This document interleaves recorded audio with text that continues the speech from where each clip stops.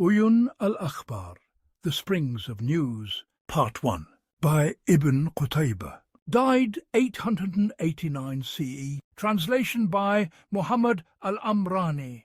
In the name of God, the most compassionate, the most merciful.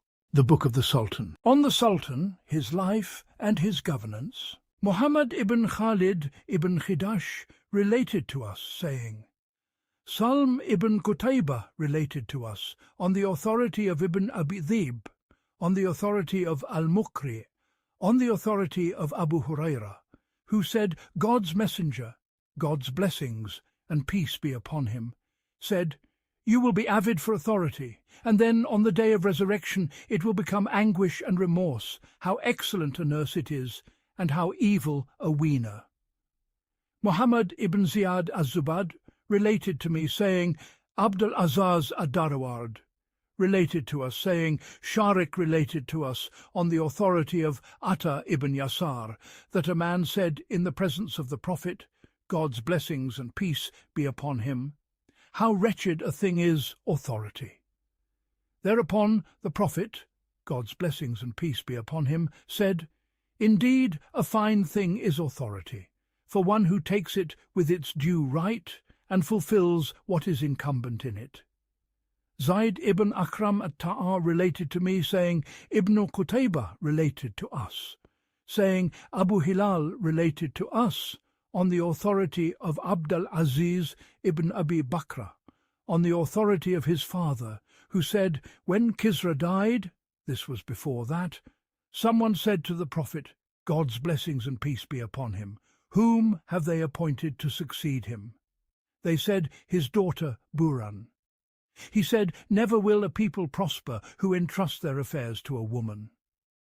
Zayd ibn Akhram related to me, saying, Wahb ibn Jarir related to us, saying, My father related to us, saying, I heard Ayub relate, on the authority of Ikrimah, on the authority of Ibn Abbas, that he came to Mad'anah in the days of Al-Harra. It was said to him, Whom did the people appoint? They said, Over Quraysh, Abd Allah ibn Mut'a, and over the Ansar, Abd Allah ibn Hanzala ibn al-Rahib. He said, 2 rulers, by God the people are ruined. Part 1. Muhammad ibn Ubaid related to us, saying, Muawiyah ibn Amr related to us, on the authority of Abu Ishaq, on the authority of Hisham ibn Hassan, who said, Al-Hassan used to say, 4 matters from Islam belong to the Sultan: judgment, the public revenues, the Friday prayer, and striving in God's cause. And Muhammad related to me, saying, Abu Salama related to us, on the authority of Hamad ibn Salama, on the authority of Ayub, on the authority of Abu Kilaba, who said, Ka'b said, The likeness of Islam and the Sultan and the people is that of a tent. The canvas, the pole, the ropes and the pegs. The canvas is Islam, the pole is the Sultan, and the ropes and pegs are the people. None of it can be sound without the other. Sal ibn Muhammad related to me, saying, Al-Asbagh related to us, who said, Abu Hazim said to Sulaiman ibn Abd al-Malik, The Sultan is a marketplace. Whatever finds currency with him is brought to him. And I read in a book, People follow the religion of their Sultan, save a few. So let manliness and moral dignity have currency with him, so that he will hold fast to it. And let baseness and pettiness have no currency with him, lest they spread as corruption and vileness spread across the horizons of the earth. And I read in it also, Kingship is of 3 kinds: kingship of religion, kingship of resolve, and kingship of caprice. As for kingship of religion, when its people perfect their religion becomes that which protects them, and brings upon them what is due from them. It is the ruler who strengthens them in what is theirs, and fulfills for them what is upon them, while he is content with acceptance and surrender. As for kingship of resolve, it is that by which affairs are set up right, It does not remain safe from censure and resentment, yet it will not be harmed by the censure of the weak, so long as resolve belongs to the strong. As for kingship of caprice, it overpowers for an hour, and its ruin lasts an age.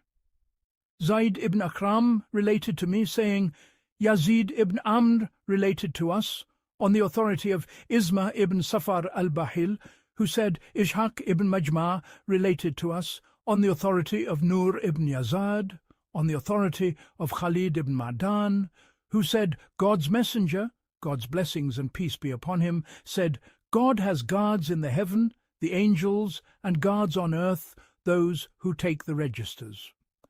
Ahmad ibn al-Jalal related to me, saying, Sa'd ibn Salm al-Bahil related to me, saying, Shuba informed me, on the authority of Sharik, on the authority of Ikrimah, regarding God, saying, He has ever watchful forces before him and behind him, guarding him by God's command. 13:11. He said, They are the guards who protect the rulers. And a poet said, Would that I knew, shall I spend one night free of the name of God and of blessings? Meaning, in the name of God.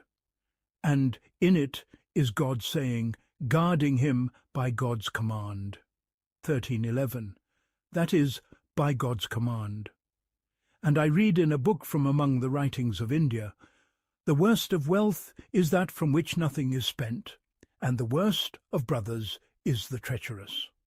The worst of rulers is he whom even the innocent fear, and through whose rule the lands become a place with neither abundance nor security. And I read in it, Beware, O Sultan, of injustice among those around you, for injustice is like carrion, and around carrion the vultures gather. This is a subtle meaning, and closest to it is the saying of one who said, A sultan whom the people fear is better for the people than a sultan who fears the people. Shu'aib related to me, on the authority of Abu al-Ahwas, on the authority of Ibn Mas'ud, who said, Abdullah ibn Mas'ud said, If the leader is just, then he has the reward, and you owe gratitude. But if he is unjust, then upon him is the burden of sin, and upon you is patience. And I was informed also by Abu Qudama, on the authority of Asim ibn Zayd, who said, Umar ibn al-Khattab, God be pleased with him, said, 3 things are crushing calamities. A neighbour of settled stay, if he sees a good deed, he conceals it, and if he sees an evil deed, he spreads it. And a wife, if you come to her, she stings you with her tongue, and if you are absent from her, you cannot feel safe from her. And a sultan, if you do well, he will not praise you, and if you do wrong, he will kill you. And I read in Al-Yatma, The small measure of the sultan's harms, compared with the vastness of his benefits, is like the rain. It is God's giving to drink, and the blessings of the sky, and the life of the earth. Yet the traveller may be hurt by it. Part 1. And buildings may collapse under it, and lightning may strike within it, and its torrents may grow many, so that people and beasts perish. And the seas may be thrown into upheaval by it, and the affliction upon its people becomes severe. Yet people do not refrain from it when they look upon the traces of God's mercy in the earth, the reviving of vegetation that it brings forth, the provision it spreads wide, and the ease it unfurls, so that they magnify their Lord's blessing and give thanks for it. Let this be understood through the special trials that enter into the lives of God's chosen creatures. Consider also the winds which God sends as glad tidings before his mercy. He drives the clouds with them, makes them a fertilizing force for fruits, and a breathing space for servants who draw from them and move within them. By them their waters flow, yet by them fires may be kindled, and by them destruction may travel, and many a people on land and sea may be harmed by them. Still, All of this returns to what God has apportioned for them and what he has ordained for their lives. The grateful among them give thanks for it, and those afflicted are hurt by it. Yet none of that removes the winds from the station God has given them, nor from the role by which he sustains his servants and completes his blessing. And consider winter and summer, which God has made as a sanctuary and a protection, returning through them what is beneficial for tillage and offspring, and bringing forth growth for pasture and soil. Cold gathers it together by God's leave, and he makes it so, and heat brings it out by God's leave, and it ripens along with all the other benefits that are known in it, though harm and injury may lie in its heat and its cold, in its very moments, and in its biting frost. Yet for all that, none speaks of them except in terms of good and soundness. And of the same kind is the night, which God has made as repose and stillness. The poor man may feel lonely in it, suspicion and fear may contend within it, beasts of prey may roam in it, creeping things may slip through it, and thieves and cut-purses may seize it as their opportunity. Yet no one sets its small harms against its great benefits, nor attaches blame to it, and it does not diminish in people's eyes their gratitude to God for what he has bestowed through it. And consider fire, which God has made as brightness and light. Yet people may suffer through it in their wakefulness. Wars and raids may take their share through it. Exhaustion and pallor may arise in it. And much is complained of by men until they seek rest in the night and its quietness. And if the world were nothing but ease, spreading over all its people without harm to any, and if its pleasures were pure, unclouded, and its delights untroubled, then the world would be a paradise, in which no disliked thing ever comes to visit its joys, and no sorrow ever enters its gladness, a place in which there is neither toil nor weariness. Yet every grave matter of worldly life whose harm is particular is in truth a benefit for all, and everything whose benefit is private may become in truth a trial for all. And it was said, "The Sultan and the religion are two brothers. Neither stands without the other." And I read in Al-Taj, attributed to one of the kings, "The anxieties of common people are small, the anxieties of kings are great. The hearts of kings are occupied by what is least in the eyes of others." So the ignorant among them excuses himself with the very weakness of his understanding of the message, and he does not excuse his authority with the like of what is in it of responsibility.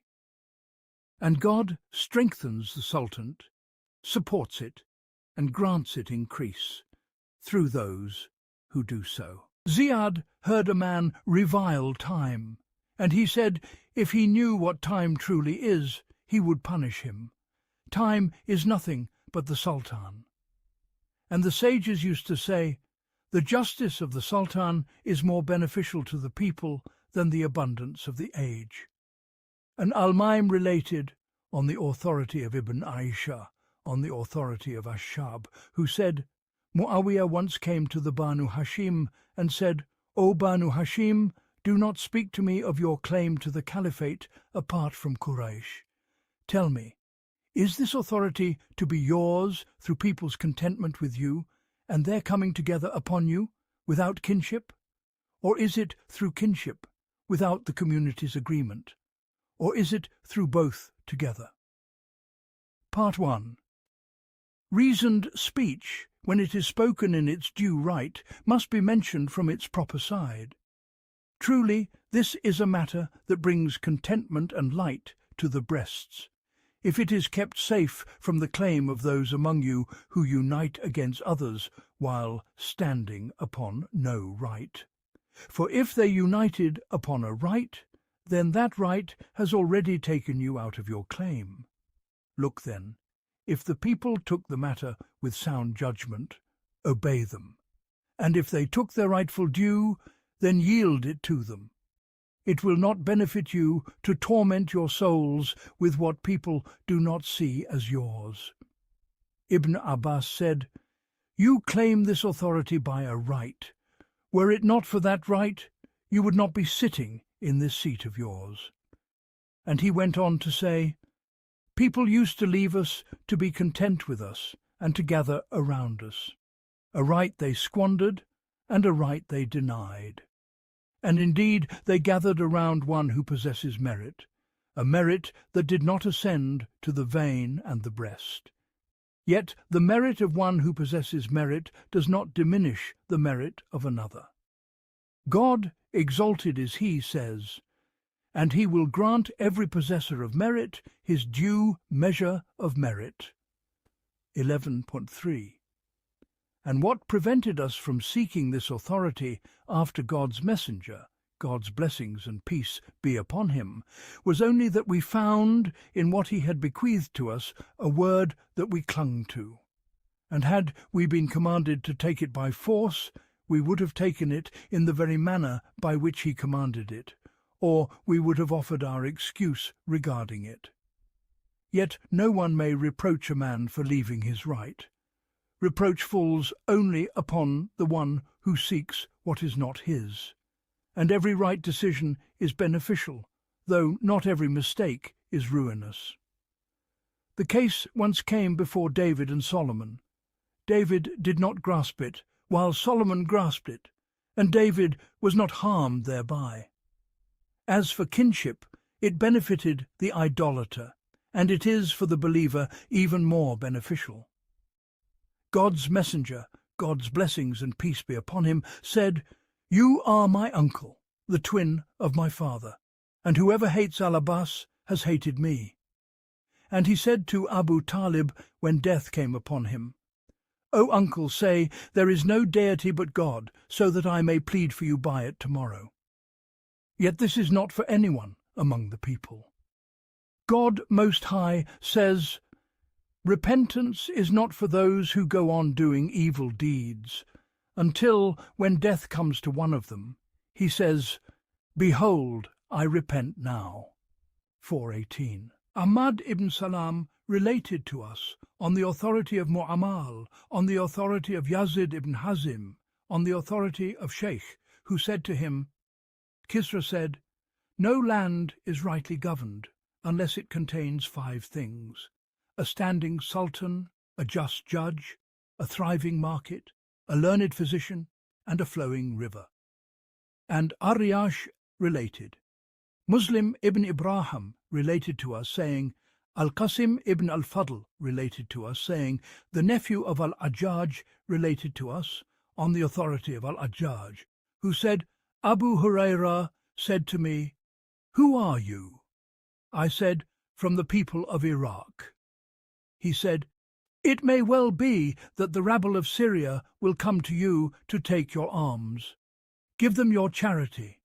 But if they come upon you, then fight them. And if they enter your land, keep to its farthest edge and keep away from them.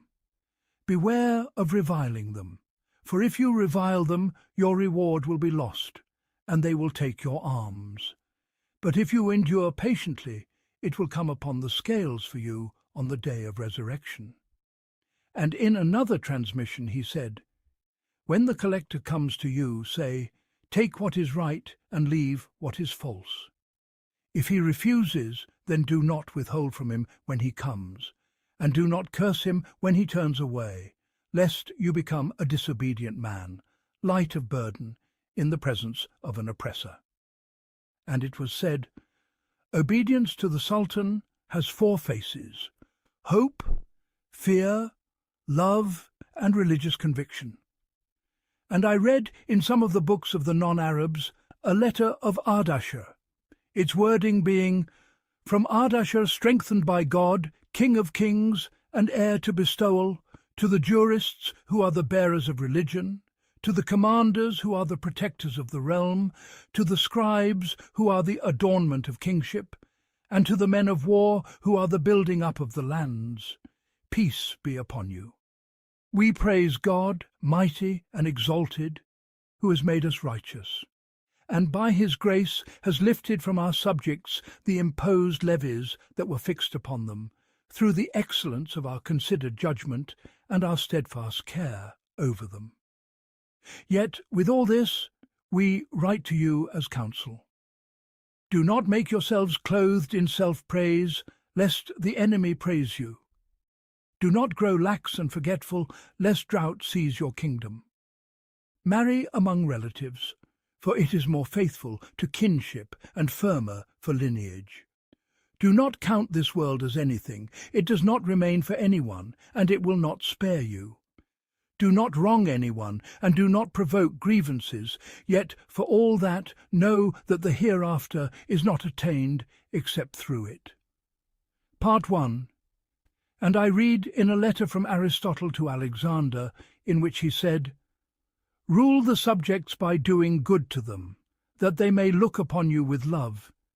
If you demand from them what you demand through your beneficence, it will be more lasting than what you would take from them by harshness. Know that you rule bodies, but you win hearts through what is recognized as right, and know that subjects, if they are able to say what they are able to do, then strive so that they do not say of you what you are unable to do." And I read in a book on the way of religion that one of the kings of the non-Arabs said in a sermon to his people, "I rule only over bodies, not over intentions. I judge by justice, not by mere satisfaction. And I examine deeds, not inner secrets." And similar to it is the saying of the non-Arabs, "The most statesmanlike of kings is he who leads the bodies of the subjects to his obedience with what elevates them." And they said, "A ruler should not desire the word that the common folk find hateful. Rather, he should desire the word that he earns through refined conduct, sound judgment, and good governance." Ar-Yashan related to us, on the authority of Ahmad ibn Salam, on the authority of Shu'bah, who said, when Abu Shurwan appointed a man to a covenant, he would place in it 4 lines to be signed in his handwriting. And when he signed it, he would write in it, "Name the best of people with love, guide the generality with hope and fear, and treat the lowest of people with stern restraint." Al-Madain said, "A man once came to Muawiyah ibn Abi Sufyan, and Muawiyah said to him, 'Is there any news?' He said, 'Yes, I came upon the water of the Bedouin, and when I returned, I passed by Ziyad.' He said, 'What did you see?' He said, 'I saw a man who, when he spoke, did what he said, and when he did more than what he said.' Abd al-Malik ibn Marwan said, 'Give us justice, O community of subjects. You want from us the conduct of Abu Bakr and Umar, yet you do not walk among us with the conduct of Abu Bakr and Umar. We ask God to help all of us.' Umar ibn al-Khattab said, 'This matter is not set right except by gentleness without weakness and strength without harshness.' Umar ibn Abd al-Azzaz said, 'I resolve to bring out for the Muslims a matter of justice, but I fear that their hearts will not bear it, and I bring out along with it some share of the world, so that if hearts recoil from this, they may find rest in that.' Muawiyah said, 'I do not place my sword where my whip suffices me, and I do not place my whip where my tongue suffices me. And if there were between me and the people but a single hair, it would not snap. If they pulled it, I would loosen it, and if they loosened it, I would pull it taut.' He was asked, 'How is that?' He said, 'That is what I am.' And this resembles Shahbaz's saying about him, 'Muawiyah was like a skilled physician. If you keep silent, he puts before you, and if you answer back, he answers after.' And Umar said, 'Beware the man of Quraysh, son of its chief. He does not sleep except upon contentment. He laughs even in anger, and he takes what is above him from what is beneath him. A man once spoke harshly to him, and it was said to him, "Will you forbear with this?" He said, "I do not wish to interpose between people and their tongues, so long as they do not interpose between us and our authority." And it was said, "There is no sultanate without men, and there are no men without wealth, and there is no wealth without cultivation, and there is no cultivation without justice and good governance." Part 1. Ziyad said, "Do good to farmers, for you will never cease to live so long as you are well off." And Al-Walad wrote to Al-Hajjaj, commanding him to write to him about his conduct. So he wrote to him, "I have awakened discernment and put caprice to death. I have strengthened resolve. Thus the master of tyranny died among his people, and the harshness of war became firm in my command. I have reduced the public treasury's burden for its trust. I have apportioned to every adversary of mine a share that restrains him, from my watchfulness and from my gentle firmness. I have turned the sword toward the one who sheds blood, and reproach toward the one who does well. Fear your Lord regarding the bonds of kinship, and hold fast to good through whatever you are able of recompense." And he used to say to the people of Syria, "You are to me like the shade that droops over its chicks. It protects them from the talons and keeps them far from destruction. It shelters them from wolves and guards them from wolves." Nasr, the client of Ziyad, came to Muawiyah, and Muawiyah said, "Be silent. Your companion never attained anything with his sword, except that he attained more than it with his tongue." And Al-Walad said to Abd al-Malik, "Father, what is statesmanship?" He said, "Awe in the eyes of the elite, along with the truthfulness of their affection, winning the hearts of the common people by doing them justice, and bearing patiently the fickleness of craftsmen." And in the books of the non-Arabs it is written, "The hearts of subjects are the treasuries of their kings. Let them deposit in them what they wish, and let them know that it remains there." And one of them described a king's governance, saying, "He did not waver in promise or threat, nor did he betray, nor did he forget. He did not punish in anger, and he was not stubborn in pardon. He was firm against blame, not submissive to caprice, and he deposited in hearts an awe that never died. If he was met, he was not likened to boldness. He was deep in gravity, and he withheld excess." I read that Abruaz said to his son Shuruya while the latter was in prison, "Do not be overly generous to your troops so that they become independent of you, and do not be too tight with them so that they grow weary of you. Give them an allotment that is measured, and withhold from them in a graceful manner. Widen for them the space of hope, but do not widen for them the space of gifts." A saying close to this is what Al-Mansur once said in his counsel to his commanders. The Bedouin spoke truly when he said, "Make your dog follow you." Thereupon Abu al-Abbas at-Tusa stood up and said, "Commander of the faithful, I fear that someone else may tempt him with the loaf of bread, so he will sit down and leave you." And Umar wrote to Abu Musa al-Ash'ar, "To proceed, people are but a sudden startle in the face of their ruler. I seek refuge in God, lest you and I should be overtaken by a blindness unknown, and by rancours that keep shifting, if only for an hour of daylight. And if two courses are laid before you, one for God and one for this world, then prefer your share with God, for the world passes away while the life to come endures. Keep the wanton under restraint. Make them, each by himself, hand by hand and foot by foot. The Muslims are content, and they have taken their neighbours as witnesses.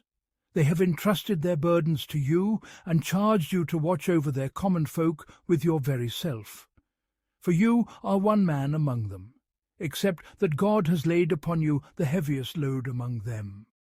And it may be that, through you and through your household, an awe has spread, through your tongue, your food, and your dwelling, such as other Muslims do not possess. So beware, O servant of God, lest you become like a beast that passes through a fertile valley and has no concern but fatness, while all its portion is only in that fatness. And know that when the governor swerves, the governed swerve, and the most wretched of people is he through whom people become wretched. And peace. Hisham ibn Urwa said, one day Abdullah ibn Zubayr prayed. Then, after the prayer, he went out for a while. People said, he has been speaking to himself. Then he turned to us and said, may the son of this one not be far from us. If there is any Khawarij spirit in anyone after him, I will surely find it. By God, we would set out at him like a war lion upon its paws, yet for a mere wage we would soon disperse. And we would try to deceive him, but Ibn Layla is among the most cunning of all people on earth. Part 1. So he would fail us. By God, I wished we had died with him so long as we remain imprisoned within this stone. And he pointed to Ibn Qays. A man without reason, yet not lacking in strength. We said, by God, the man is desolate indeed. He said, and he would join to this report the saying, by God, he truly was, as al-Mudhir said, mounting the pulpits and taking his time upon them. In his sermon there is craft. To him the leading words come running when the rain-soaked greenery grows heavy. Abu Hatim related to me, saying, Al-Asma, related to us, saying, the grandfather of Samura ibn Suwaran, an uncle of Al-Asma, related to us, saying, all people used to wish that Umar ibn al-Khattab would be gentle with them, but he terrified them to the point that he made fear settle in their very breasts. So Umar said, I find no other way with them but that. If they only knew what they have with me, they would take my cloak from my shoulders. And he said, a woman came forward to him and said, O Abu Omar, may God forgive you. He said, what is the matter? Have you asked forgiveness? She said, I was startled. She meant to say, I rejoiced at your safety, but her tongue stumbled.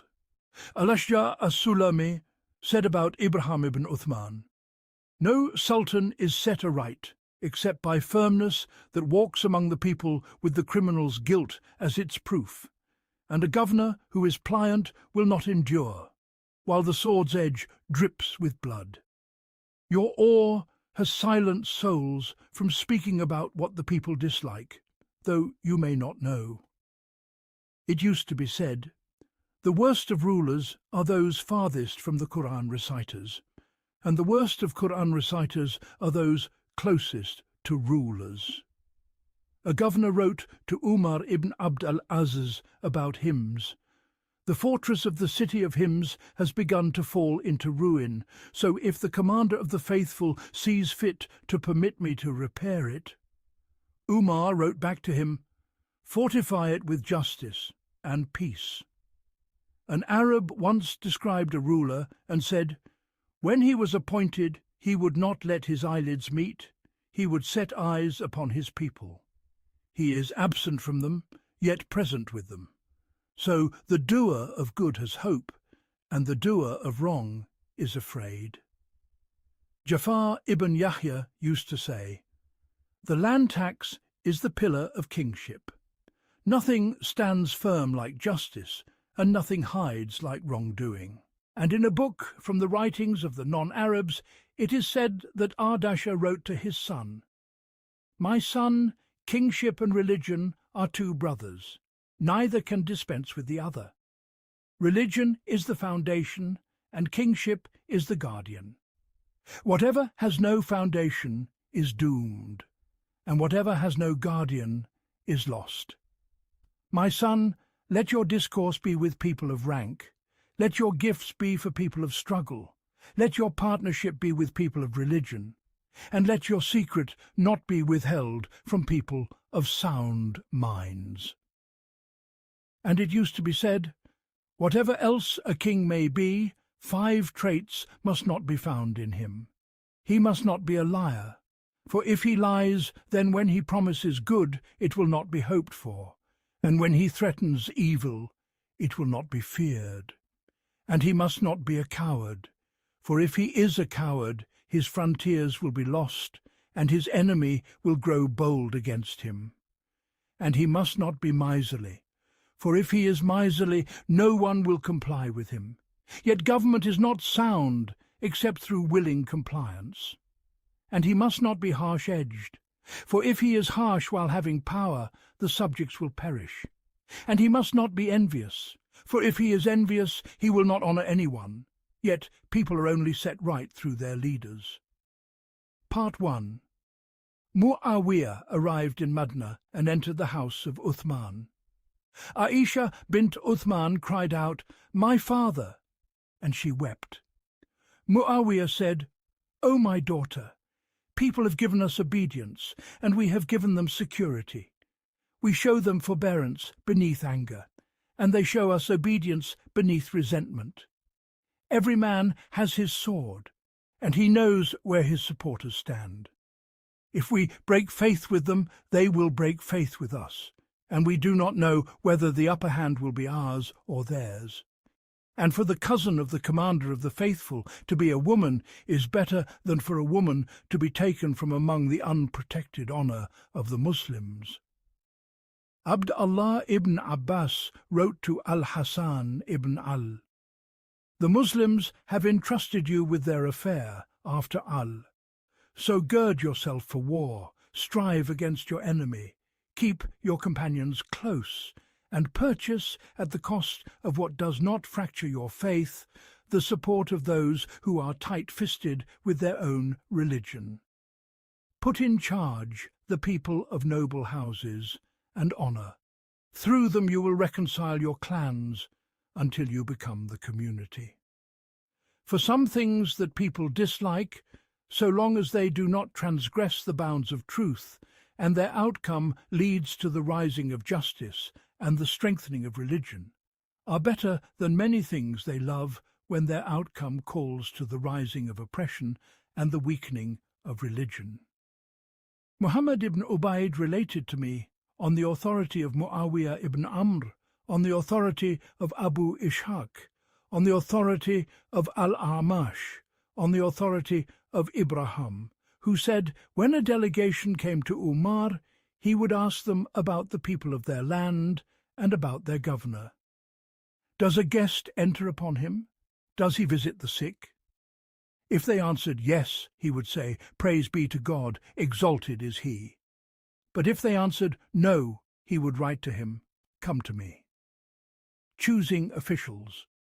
It is related that when Abu Bakr as-Siddiq, God be pleased with him, was present at the approach of death, he wrote a covenant in which he said, "In the name of God, the most gracious, the dispenser of grace." This is what Abu Bakr, successor to God's messenger, has ordained at the end of his covenant with this world and the beginning of his covenant with the hereafter, in the hour when the unbeliever comes to believe and the wicked comes to guard himself.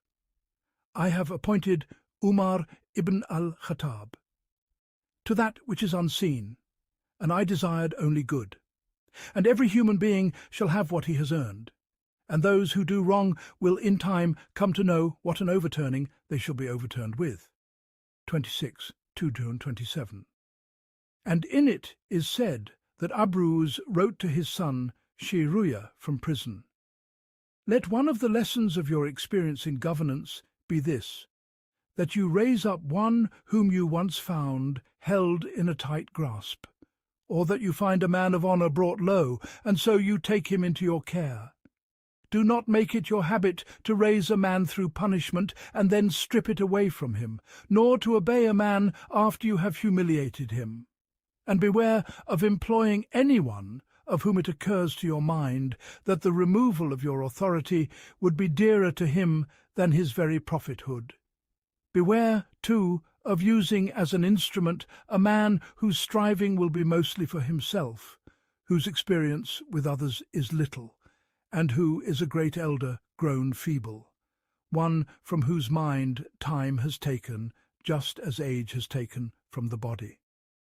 Lucaite said, in this same meaning, so entrust your rule, may God commend you to say to date. Bourbon answered of robes sepultusta fiskan amam de gogi ban and to be eating war's burden. Do not leave him when ease of life supports him, nor when hardship bites him and he trembles.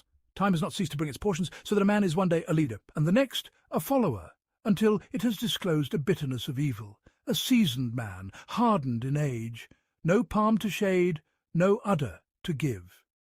And it is said as a proverb, the old man's counsel is better than the young man's spectacle. And among the proverbs of the Arabs, too, about the non-Arabs, a woman of experience is not taught migration. Part 1. One of the sages said, show me a man I can employ for a matter that has become urgent to me.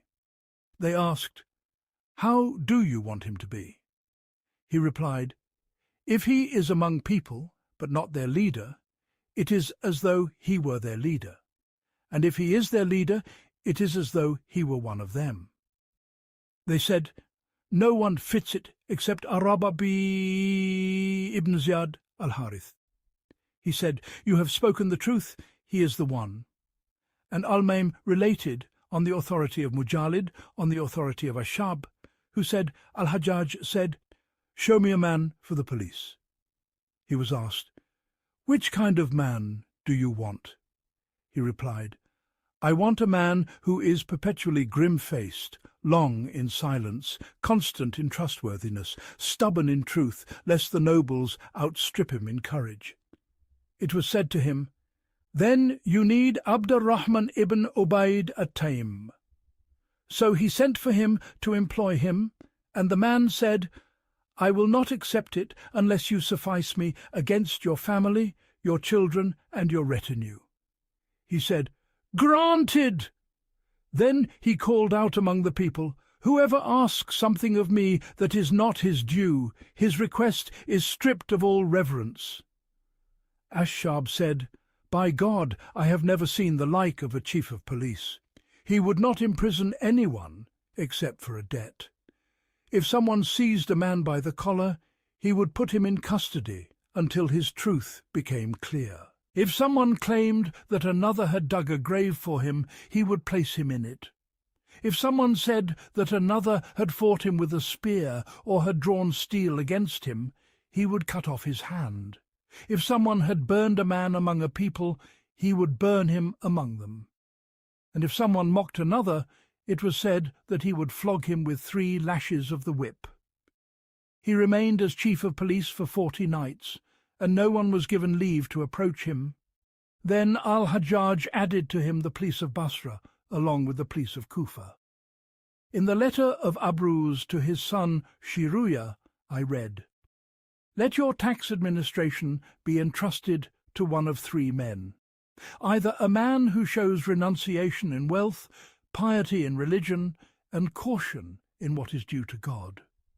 If he is like this, he will be just to the weak, fair to the noble, abundant in revenue, and firm in guarding the subjects, while he will not strive to preserve his own religion and his own trust by saving little and amassing much, through hope and greed and open-handedness in gifts.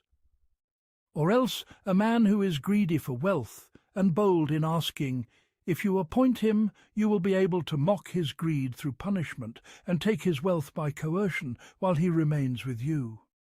Or else a man knowledgeable about revenue, trustworthy in reason. His knowledge will call him to moderation in taking, to a balanced cultivation of the land, and to gentleness with subjects. And his trustworthiness will call him to fear in what benefits and harms them. Or else a man knowledgeable about revenue, trustworthy in integrity, modest in means. You may broaden for him his provision, so he will become rich enough not to feel the need of provision, and he will repay you with gratitude for this. And his insight will adorn the revenue's administration, and his integrity will restrain his trust from greed. Umar ibn Abd al-Aziz sought counsel about people he might employ. One of his advisers said, "Use the people of caution." He asked, "And who are they?" He replied, "Those who, if they act justly, are as you hope, and if they fall short, you are safe from them." People said, "Umar has exerted himself." Ad ibn Arta said to Iyas ibn Muawiyah, "Point out to me people among the Qur'an reciters whom I may employ." Iyas said, "The reciters are of two kinds, a kind who work for the hereafter but do not work for you, and a kind who work for this world. If you employ them and let them rise through you." He said, "Then what should I do?" Iyas replied, "Hold to the people of houses who will feel shame before their own lineage." Al-Rashid brought a man to be appointed judge, and the man said, "I am not good at judging, and I am not a jurist." Al-Rashid said, "Then 3 traits are in you. You have noble standing and stature, and nobility keeps its bearer from lowly things." Part 1. And you have forbearance that keeps you from haste, and whoever does not rush will make fewer mistakes. And you are a man who consults others in your affairs, and whoever consults often will often be right. As for the jurist, he will come to you, so you may find in him what you seek. Sal ibn Muhammad related to me, saying, Al-Asma related to us, saying, Salih ibn Rustum related to us, saying, Abu Amir al-Khazzaz said, Iyas ibn Muawiyah al-Muzan said to me, "Go to Amr ibn Hubayra." So I went to him. When I entered, he was silent, and I remained silent. Then he said, "Why are you silent?" I said, "Ask me what appears to you." He said, "Have you read the Qur'an?" I said, "Yes." He said, "Do you know the ordinances?" I said, "Yes." He said, "Do you know anything of the days of the Arabs?" I said, "Yes." He said, "Do you know anything of the days of the non-Arabs?" I said, "I know them." He said, "I want to seek help through you." I said, "In 3 things I am not fit to be helped through." He said, "What are they?"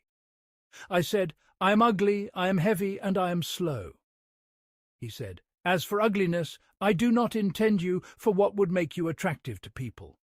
As for heaviness, I only want you for what would express my view. And as for slowness, the Creator has spared you the whip." Then he appointed me, and gave me 1,000 dirhams, the first wealth I ever acquired. I read in an Indian book, "The prudent sultan is like a shepherd who loves a man. He fences him off and shelters him, fearing harm for him, like one who strips away a snake's bite if it clings, lest it spread its poison in his body. He watches the man's own self in appointing him and drawing him near, for he finds in him a repeated remedy for what he seeks to cure, so he employs him for his benefit."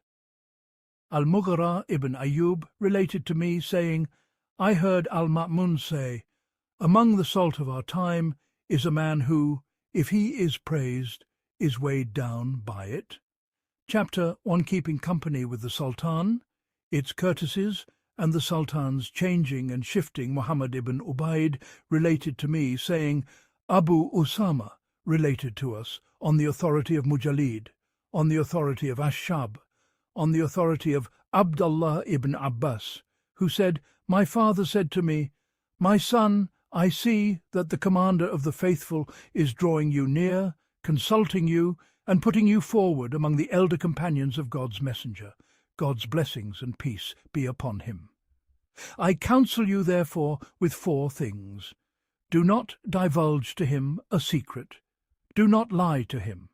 Do not backbite anyone in his presence, and do not disobey him in counsel." Ash-Shab said, "I said to Ibn Abbas, 'Every one of these is better than 1,000. He said, 'Yes, by God, and better than 10,000.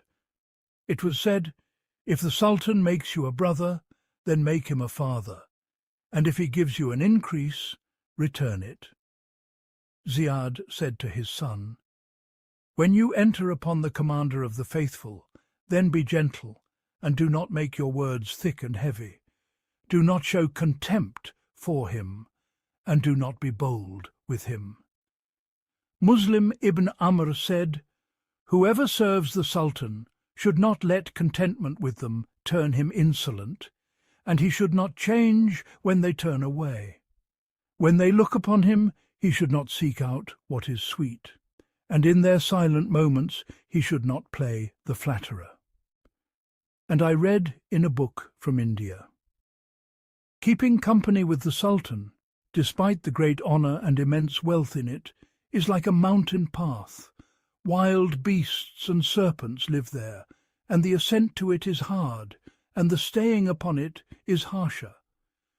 Yet the evil of the Sultan is not like his good, for the good of the Sultan increases one's state, while the evil of the Sultan may remove one's state and shatter the souls that are greedy for more.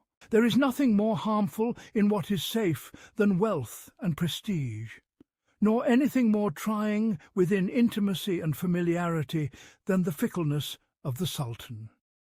And I read in it, "Whoever persists at the Sultan's gate with patience, perseveres in waiting, and makes his need known, will have his need fulfilled." Part 1. And I read in it, "The Sultan is not approached through the loftiest word and then the loftiest, rather through the lower and then the lower, for generosity is not attached to the tops of trees, but to what is nearest at hand of their branches. The Arabs used to say, 'If you cannot be among the prince's intimates, then be among those at a distance.' And in the of Ibn al-Muqaffa, I read, 'Do not be a companion of the Sultan until you have disciplined your own soul to obey them in what is hateful to you, to agree with them even when they oppose you, and to examine affairs according to their desires rather than your own.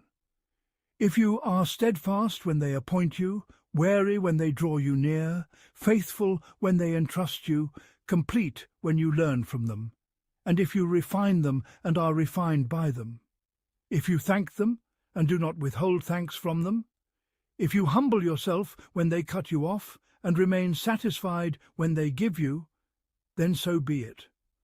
Otherwise, keep away from them as far as you can, and be wary of them with all wariness. And if you find independence from the Sultan and from his circle, then be independent through it. For whoever serves the Sultan by his due right bears, between him and the pleasures of this world, the work of the hereafter. But whoever serves him without his due right will bear disgrace in this world and burden in the hereafter. And he said, if you keep company with the Sultan, then hold to long steadfastness without long reproach. And if you fall from the rank of trust with him, then set aside for him the speech of flattery, and do not overdo praise, except when you speak to him before people. Let your request of what is with him not be by asking outright, and do not try to hurry him if he delays. Seek from him by what you deserve, and do not tell him that you have a right over him, or that you have done him a favour. And if you can keep your right and your standing from being built on renewing, advice, and effort, then do so. Do not exhaust all your energy at the beginning of your companionship with him, so that you find no place left for increase. Rather, leave room for more. And if someone other than you is asked, do not be the one who answers first. And know that snatching speech is lightness in you, and belittling from you of both the questioner and the one questioned. 21. If you are tempted to speak up when the petitioner says to you, "It is to you that I have addressed my request," and the one being addressed says, "Answer then," O you who answers on his behalf, making light of his authority by doing so, then know this. It was said, "The companion of the Sultan is like a man riding a lion." People fear him, yet he is more in awe of his mount than they are. Abd al-Malik ibn Salih said to the tutor of his son, after singling him out for his own company and conversation, "Be more eager to seek good fortune through silence than through speech. For they used to say, if speech pleases you, then be silent, and if silence pleases you, then speak. O Abd ar-Rahman, do not help me in what may befall me. Do not answer back to error in my gathering. Do not burden me with having to respond to words of blessing or consolation. Do not burden me with replying to questions and excuses, and leave aside your, how has the Emir begun his morning, and how has he ended his evening? Be, as far as you are able, enough for me, and make, in place of trying to draw nearer, your good listening to me. Know that being right in listening is rarer than being right in speaking. And when you hear me and understand me, let your comprehension increase through your gaze and your pause. Do not strain yourself to wring out a mere drop of correctness, and do not invite me to go on speaking by showing admiration for what comes from me.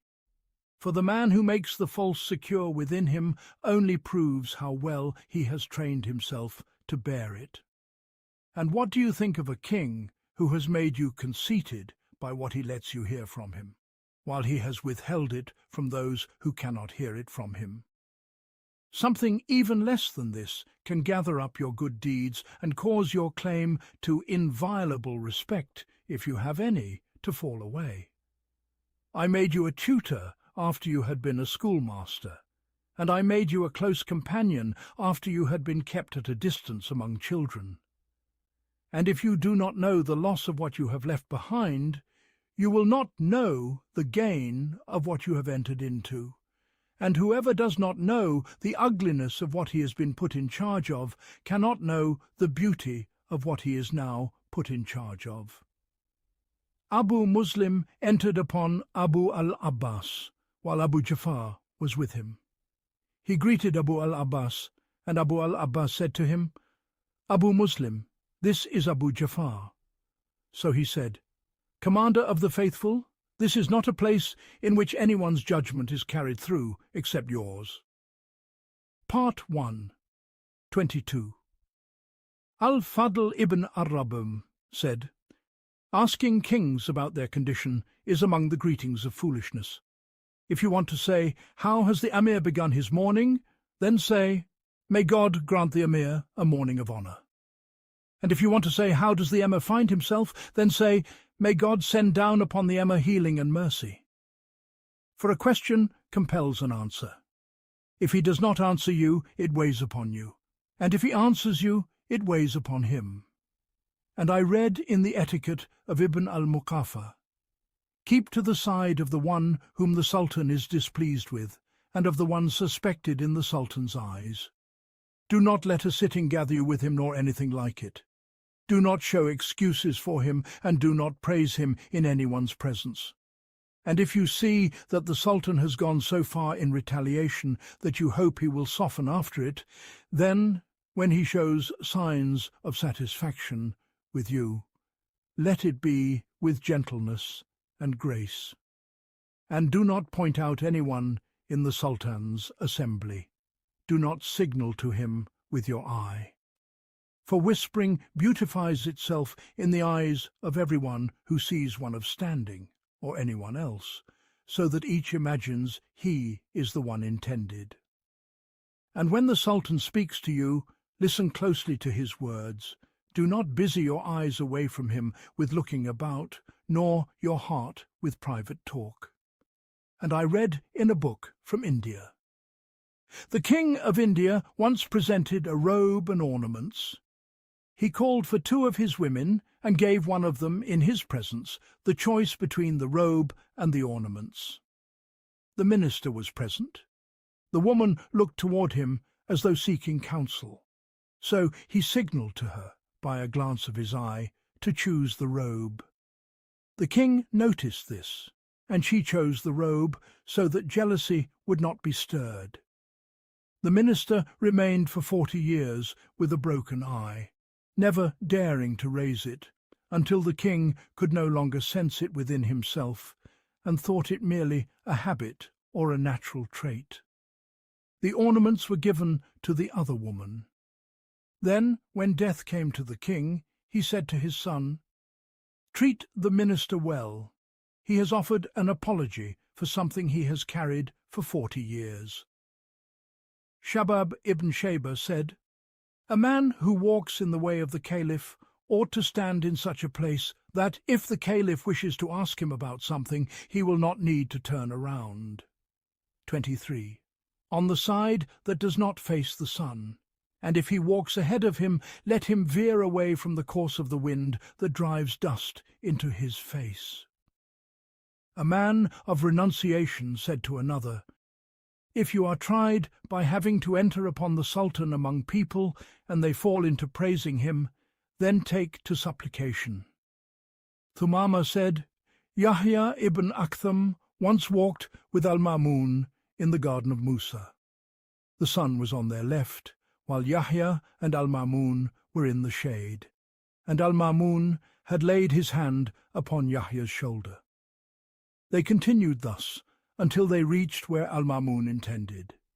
Then they turned back along the path by which they had come.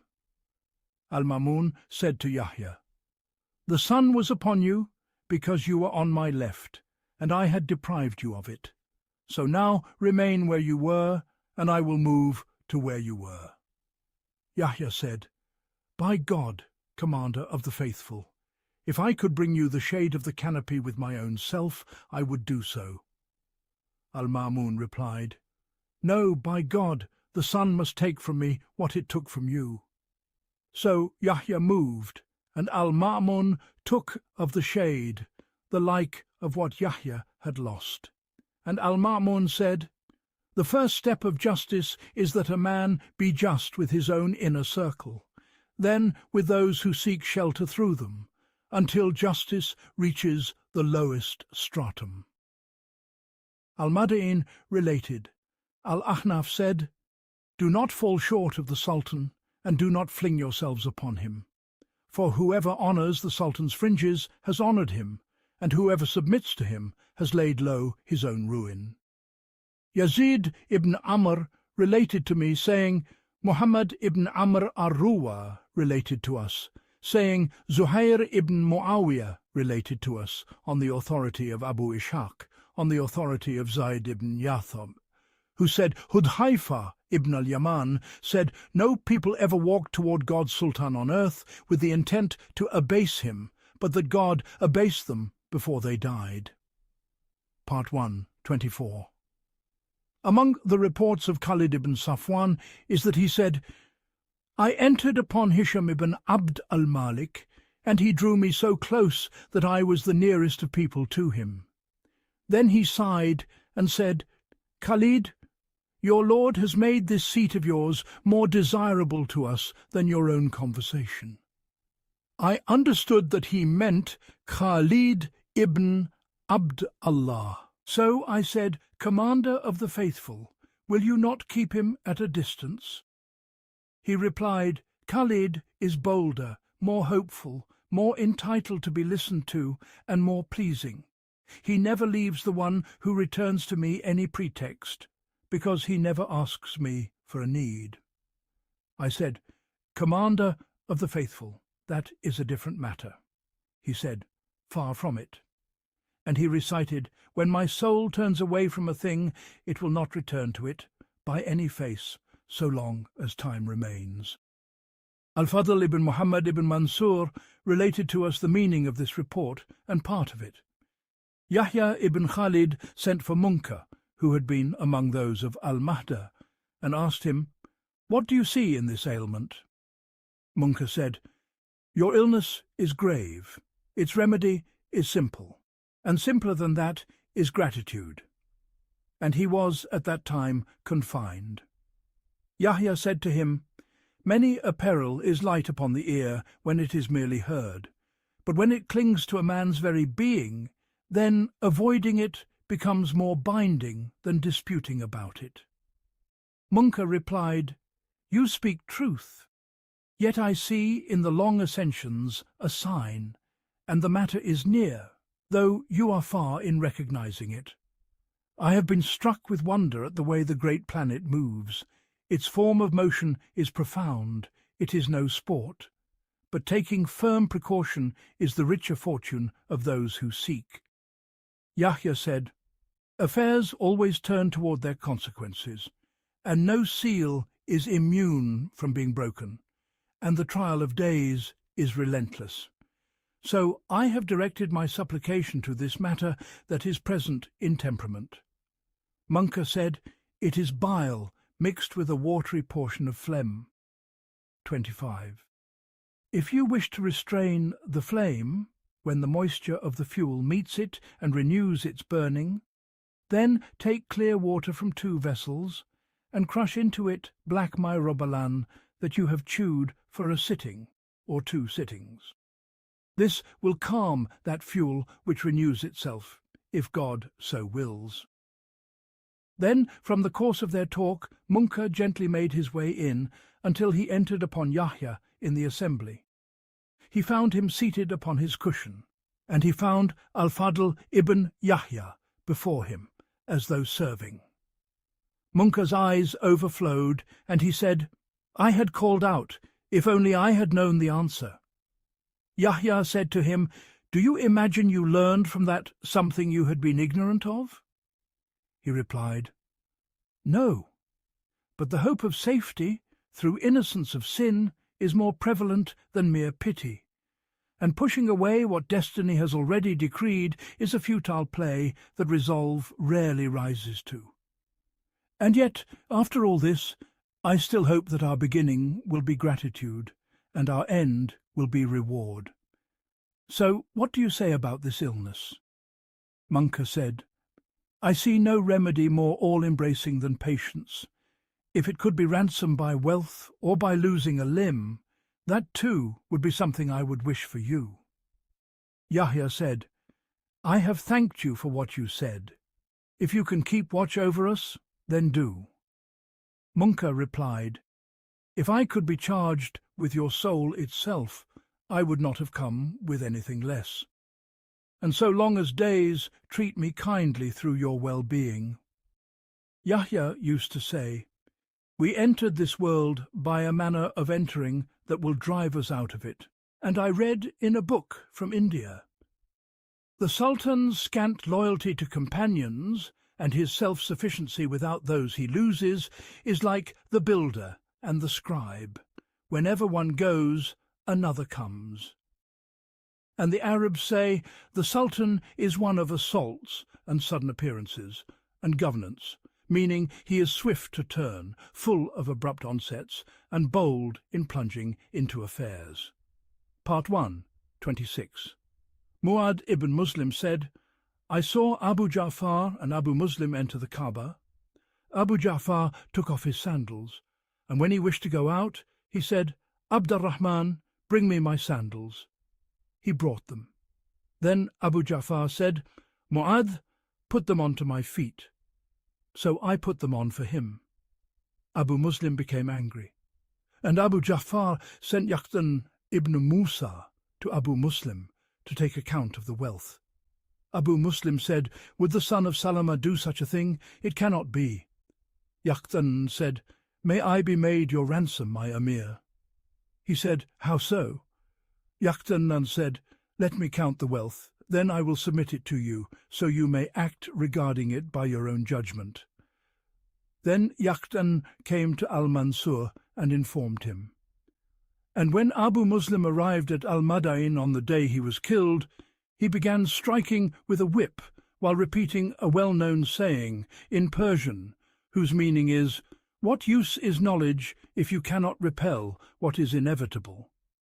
Then he said, "Its hem is dragging, crying, 'Woe to me!'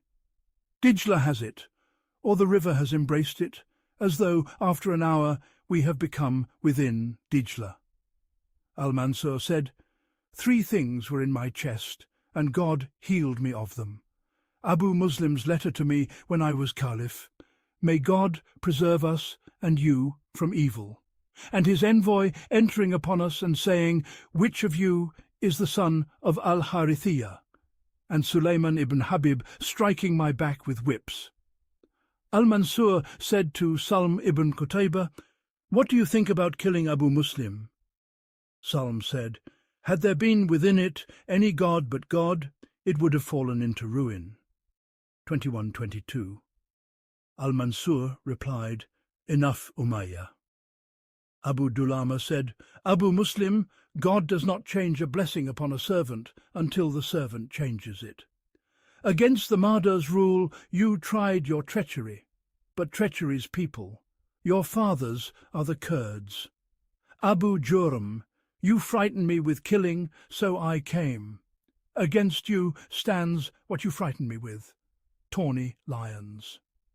Marwan ibn Muhammad said to Abd al-Hamid, when he became certain that his kingdom was departing, "I have come to need," 27, "after my loyalty." Abd al-Hamid said, "What I see is that the most beneficial of the 2 courses for you, and the most binding upon me, is nothing but patience until God grants you victory, or I am killed alongside you."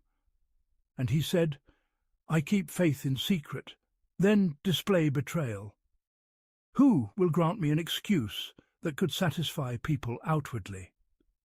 Consultation and judgment Az-Zubad related to us, saying, "Hamad ibn Zayd related to us, on the authority of Hisham, on the authority of Al-Hasan, who said the Prophet, God's blessings and peace be upon him, used to consult even a woman, and she would point him to a matter, and he would take it. And I read in that one of the kings of the non-Arabs consulted his ministers. One of them said, 'A king should not consult any one of us except a man whose loyalty he has tested, for he is more likely to let secrets die, and more likely to bind judgment firmly. And he is more deserving for well-being that we should spare one another from some things. For disclosing a secret to one man is nearer to safety than disclosing it to 2, and disclosing it to 2 is nearer than disclosing it to 3, because one man is a pledge. If he keeps it, it is safe, but the second is a pledge upon the first, and the third is a pledge upon them both. And if a man's secret is with one man, he is more likely not to show fear of him and not to show desire toward him. But when it is with 2, he begins to fear each of them and hope in each of them. And I read in a book from India that a king consulted his ministers. One of them said, 'The prudent king grows in resolve through the resolve of ministers, just as the sea grows in abundance through rivers. And he attains through resolve what cannot be attained by sheer force and armies. Judgment has a wealth that is won by strength and a realm that is entered by gentleness. Among its stations are those in which deception slips in, and those in which it is sought for help, and those in which one man is sufficient. And in fortifying secrets, looking with argument, safety from flaw and safety from peril. And the one who consults, even if his own judgment is better than the adviser's, will still increase in judgment by it." Part 1, 28. VII. As oil makes the fire flare, And if a king is stubborn in his temper, far from recognizing what is within himself, choosing ministers only to soothe the public soul, then the wise man does not feel safe with him, however much he takes and spends. A caliph, in truth, is created for the endurance of his kingship, and no secret of this kind is set right except by one tongue and 4 ears. Then he is alone with him. Abu Muhammad said, "I wrote to one of the sultans a letter, and in one of its passages I said, 'Men have never ceased to deem lawful the bitterness of the truthful, so that defects may be hidden and right judgment made clear, until the wise imams themselves came to need proof for what they called to, and evidence for the sincerity of their obedience. Yet God has spared me from that by what has placed me under the burdens of anxiety. For I used to hope for the lasting continuance of your favour, the rising of your rank, and the outspreading of your wing. And God has lifted from me the compulsion of that, by what has made me witness the shifting of states.' And in another passage, 'I have borne in this book some of the fatigue, and I have opposed what I know, when I was faced with opinion and did not seek counsel, when my soul was carried upon self-regard and I did not humble it, when I was struck with fear and narrowed what I used to widen, when I turned from the road of correctness toward what merely resembled it. And when I saw your tongue unloosed in defending what is claimed against you, and your listening receptive to what is brought to you, then I deemed you forbidden from having any need for excuses. And I saw the common people persist in striking parables about your affair. I said, there is nothing more harmful in any state, nor more beneficial in any state than a sultan. God causes through your conduct the firm to walk, and the news remains, and time inscribes memories, and punishment rises to honour, and the outward of your matter in their eyes is higher than the spectacle of just rulers.' And in a passage from it, 'The one who governs people and manages their affairs needs breadth of breast, wearing patience close, bearing the burdens of the common people's bad manners, and enduring the ignorant, and contentment with what he is judged by, along with humility.' 29. He was asked, 'Tell us, from where has it been withheld?' People do not unite upon contentment, even if every cause of contentment is gathered for them. So how, then, if some of it is withheld? They do not excuse with the plain excuse. So how with the excuse that is clothed and disguised? So take from the one whose truthfulness draws you near, and whose companionship pleases you, not from the one whose distance from you fits his own desire. And then he disappears from you with what he has brought into your presence. Ziyad said to a man he consulted, "Everyone who seeks counsel has a trusted man, and every secret has a place of deposit. Yet people have been entrusted with 2 traits, wasting secrets and bringing forth advice. And the secret is not the place of just any 2 men, rather of a man of the hereafter who hopes for God's reward, or a man of this world who has nobility within himself and a mind that preserves him by it, though you may have to compel him to it." One of the scribes wrote, "Know that the one who gathers for you and fears for you is the one who looks for you beyond the stopping places, who makes for you the conditions that may come upon you, and who ties for you awareness by the reins of gentleness through his stance, his vision, his look, his speech, and his consultation, so that your fear may be sufficient for your hope, and your gratitude may be the fitting return for the blessing upon you. And the one who reproaches you, insisting on moderation, gives you a cradle against injustice, and runs with you in your works to oppose your caprice." And in a passage, Even if I have become a persistent knocking at your door in this state, still, in the recovering of these pages of counsel, there is proof that we have spoken from truthfulness and sincerity. Ibrahim ibn al-Mundhir said, Ziyad ibn Abdullah al-Harith sought counsel from Ubayd Allah ibn Omar about appointing his brother Abu Bakr to the judgeship. So he sent to Abu Bakr, but Abu Bakr refused him. Ziyad sent to Ubayd Allah, seeking his help with Abu Bakr. Abu Bakr said to Ubayd Allah, I ask you by God, do you think it right for me to take up judging? He said, O God, no. Ziyad said, Glory be to God. I consulted you, and you urged him upon me. Then I hear you warning him away. Ubayd Allah said, O Amir, you consulted me, and I strove to give you my view and my counsel. And he sought my counsel, and I strove to give him my view and my counsel. Part 1, 30. Nasr ibn Malik was chief of Abu Muslim's police. When Abu Jafar arrived on his way in, Abu Muslim consulted Nasr about him.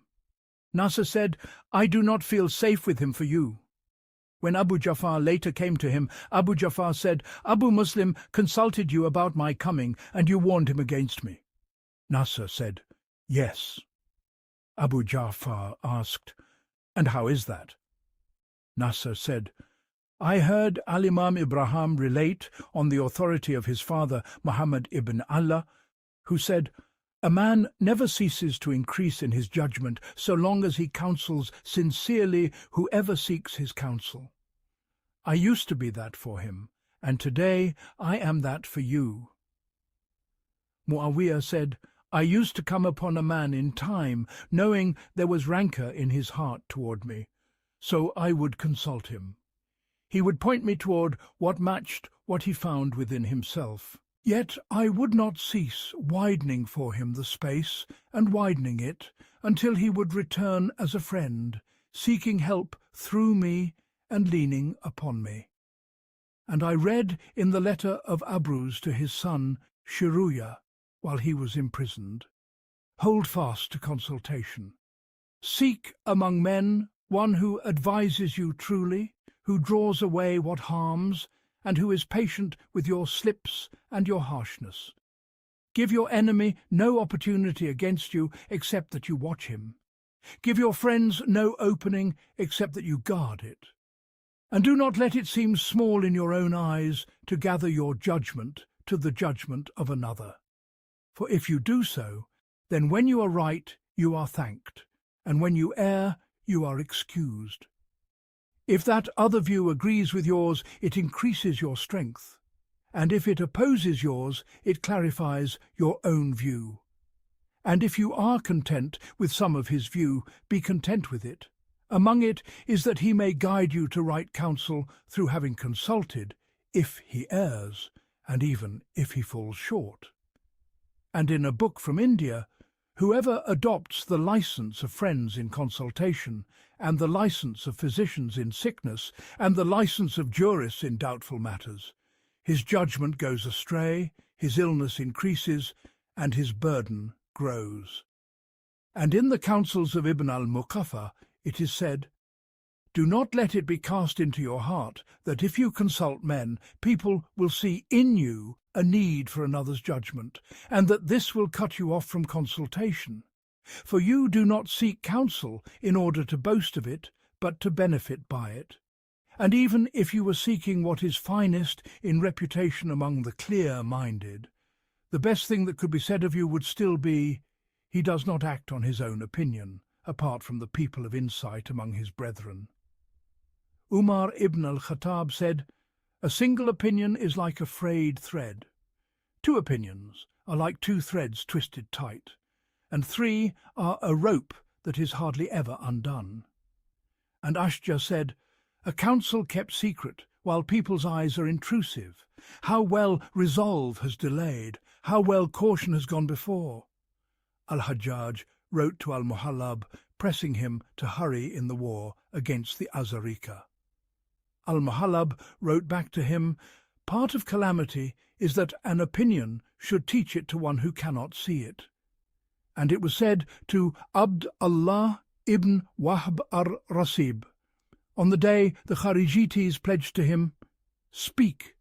He replied, "What have I to do with the counsel of birds and the speech of a mere twig?" He also said, "The best counsel is what is best by nature, and many a thing whose freshness is absent is better than what is fresh, and its delay is better than its hastening, and its bringing forward is better than its postponing." And it was said to another, "Speak." He said, "Nothing resembles news so much as its coming."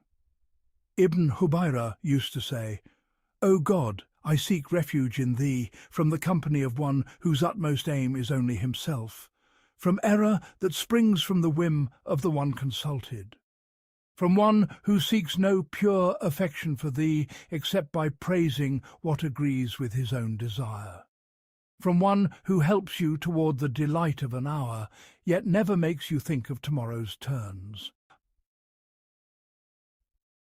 And it used to be said, "Whoever is given 4 is not denied 4. Whoever is given gratitude is not denied increase. Whoever is given repentance is not denied acceptance. Whoever is given consultation is not denied right guidance. And whoever is given seeking help is not denied the best choice." And it used to be said, "Do not consult a teacher nor a shepherd of sheep, nor one who sits much with women." And it used to be said, "Do not consult one who has a need he wants fulfilled, nor one who is hungry, nor one who is holding back urine." Part 1. And they used to say, "There is no sound counsel for one holding back urine, nor for one whose shoe pinches him tight, nor for one holding back his bowels, that is, the one who carries his discomfort in his belly." And they also used to say, "Do not consult one who has no subtle discernment." One of the kings of the non-Arabs used to do this. When he had consulted 4 times, and 4 times they fell short in judgment, he would call those responsible for distributing their provisions to their cattle. They would say, "Give our provisions and punish us." He would answer, "Yes, they erred only because their hearts were attached to their provisions, and when they err, it is they who err." And it used to be said, "When a soul has secured its daily coot and its provision, it grows tranquil." Cabe said, "Do not seek counsel from weavers. God has taken away their minds and stripped blessing from their earnings." A poet said, "The most beneficial counsel is from one who is sincere and compassionate. Thereafter you can endure even what consultation brings. Yet his counsel will not heal you, though he is compassionate, if he is a stranger, nor will the man of counsel help you unless his breast is wide." And it is said, "A sign of right guidedness is that the soul remains yearning." And another said, "When counsel reaches the level of true advice, then seek support in the judgment of a sincere adviser, or the counsel of a resolute counsellor. Do not imagine that consultation makes you lesser. The hidden feathers are the helpers of the wing feathers. Leave gentleness to the weak. Do not try to be strong. Resolve is never asleep. Bring near the one close to you in spirit, and do not admit to consultation a man who cannot keep a trust. No hand is good if it clutches its brother's wealth, and no sword is good if it is not backed by one who stands firm. You will never fortify yourself against grief by wishful thinking, and you will never reach the heights without noble deeds. Al-Amash said, "I have never been overcome, unless a strong man help me." He was asked, "How is that?" He replied, "I do nothing until I consult them." And it was said to a man of Banu Abs, "How often you are right." So he said, "If we had 1,000 men among us, and only one of them was resolute, and we obeyed him, then it would be as though we were 1,000 resolute men." And it was said, Between kingship and being mastered by one's subjects or mastering them, there is only resolve or slackness. Al-Qutam said about disobeying the advisor, "Disobeying the compassionate advisor, when you know him, only increases you, once again, in needing to listen to him. The best course is what you meet head-on, not what you follow blindly behind. So it is. I have never seen people except rushing toward whatever their misguided one has dragged them into. Twins, helpless if they persist, and helpless if they come to know the truth of the staff." And another, Al-Riyash recited it, said, "My patron disobeyed me and leaned on his own opinion, as though certainty had not cut off doubt. When he saw that my affair and his had slipped away, and that the backs of matters had become their faces, he wished, too late, that he had obeyed me. Yet, after matters, new matters happened." Sama said to the people of Al-Yamama, "O Banu Hanfa, a beginning like the covenant of Ad and Thamud. By God, I had warned you of the matter before it happened, as though I could hear its ringing and see its hidden depth. Yet you refused sincere counsel, and so you harvested regret. Now in your hands denial has turned into acknowledgement, and in mine, from your destruction, there is weeping and the anguish that follows it. What has passed cannot be returned, and what remains is not secure. When I saw you shun the sincere counsellor and crave the dream of forbearance, I wore despair as a garment against you, and I feared calamity for you. By God, you were not denied repentance by God, rather you were taken while heedless. You were ruined until admonisher and admonished became as one, so that it was as though the warning meant what had already been completed in others, not in you." And a man offered an opinion to a friend of his, and the friend said to him, "You have spoken what the sincere, compassionate adviser speaks. He mixes the sweetness of his words with their bitterness.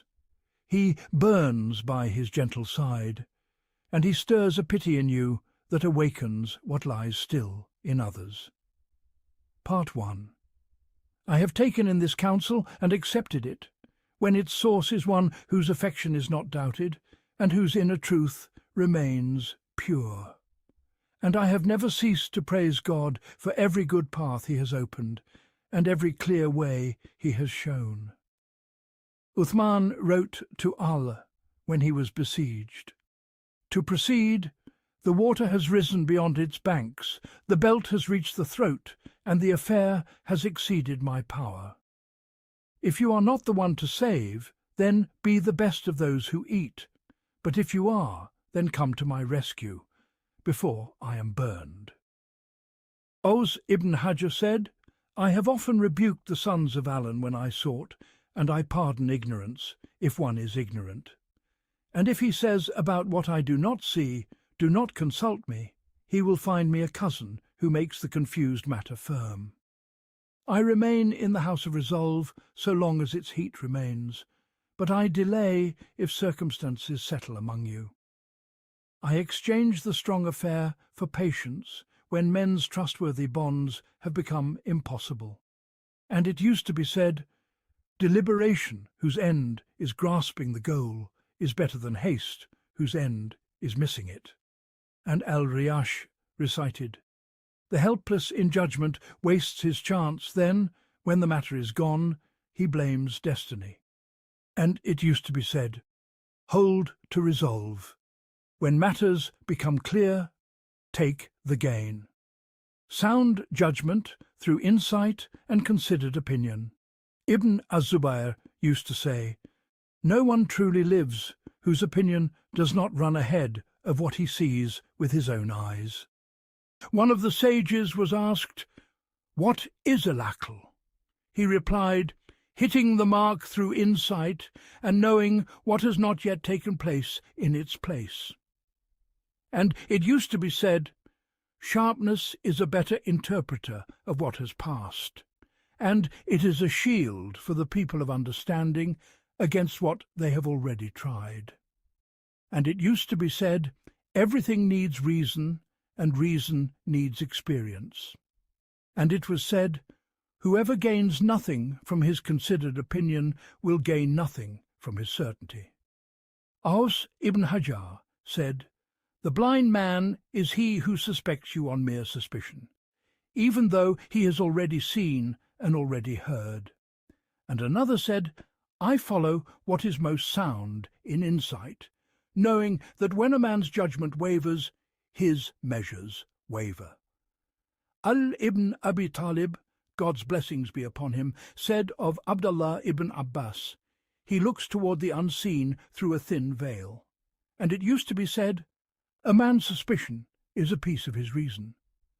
And it used to be said, suspicions are the keys of certainty. And one of the scribes said, the soundest thing is that I should suspect you, because suspicion is the key to certainty. Al-Kumayt said, like prudence in a matter is your embracing it. A man is helpless among people, except by stratagem. And another said, I remained until I shook for wood I could cling to, a striking sharper than the fine tips of whips. I carried him by counsel until I showed him in the pupil of his eye the place of consequences. And another, describing a wise man, said, he is keen-sighted regarding the ends of things, as though he sees by sound judgment what is going to happen. And another in the same vein said, he is a knower of the ends of things by his judgment, as though today he has an eye upon tomorrow. And another, describing a wise man, said, he is keen-sighted regarding the ends of things, as though every matter speaks to him of its own consequence. And Unama ibn Qays lampooned a people, saying, you are great-bodied people, yet you have no hearts. You do not know whether the paths ahead are guidance or error. Part 1. You picture the heads of yesterday as coming toward you, yet you do not visit, though its backs have already turned away. And a heart that startles its bearer with what he hates, when it sees in the faces of secrecy the causes. And another said, they do not praise a man until he strikes them, and they do not know a matter except by reflecting. And it is said, the wise man's suspicion is his divination. And in the Book of India it is said, people are of two kinds, resolute and helpless. Of the resolute are two. One is he who, when calamity falls upon him, does not let his mind and judgment scatter until he emerges from it. The second is the one who knows the matter. When it is approaching, he pushes it back before it happens. As for the helpless, he is tossed about in hesitation, stunned in wishes. He neither takes guidance as a command, nor obeys one who guides. A poet said, I keep hoping in God, until it is as though I see what beautiful hope says God will do. And another said, a stumbling once through the deed of the young, and a heedless lapse twice through the deed of the prudent. So do not rejoice in a matter that has come close, and do not despair of a matter that lies far away.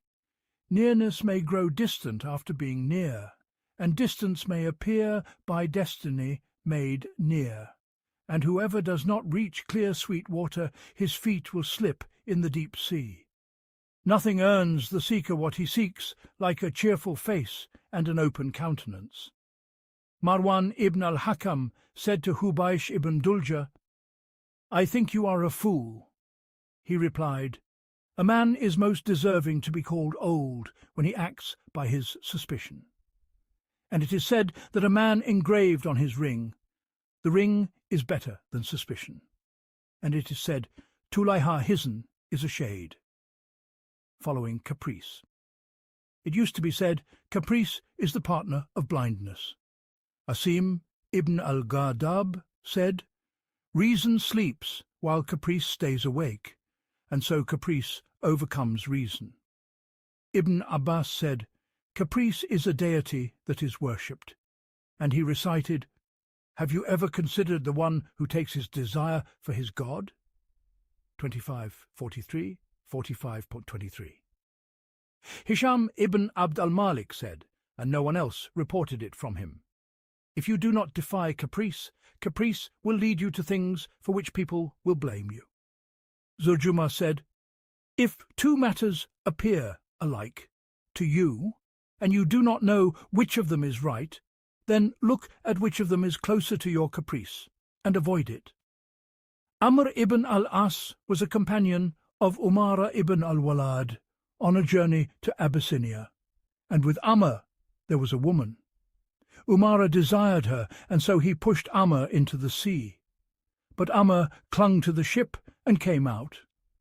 When they arrived in the land of Abyssinia, Amr spoke against Umara to the Negus, and told him that Umara was visiting some of his women. So the Negus called for the serpents, and Umara's companions fled with the wild beasts. And Amr said about that, "Know, Umara, that the vilest trait is caprice. It makes a man call a cousin uncle. And if you were a mother's brother to me in truth, still I would not see my life redeemed for the son of my uncle." When the man of sound sense does not leave what his caprice loves, some hearts go astray, right where they are. He fulfilled, and some part of him went on. Whenever examples are mentioned, he is among them. Hatim Attar said in this meaning, "If you give your belly what it asks of you, and your private parts what they ask, you will reach the farthest limit of blame altogether." And another said, "The companion of your wishes wronged your judgment out of ignorance, and you are not a place where injustice belongs. Your caprice has consumed my striving, and many a caprice has led you to every blindness." A Bedouin said, "Caprice is humiliation, but there are few who overpower it." Part 1. Az-Zubayr ibn Abd al-Muttalib said, "Keep away from harsh speech, wherever it may be, and leave what you desire for what you fear." Al-Barq al-Mundil said, "Where can I find what I see, when a man's dignity refuses, yet his caprice overcomes him? Blind is what he sees within himself, and he imagines what he sees. He does not see it.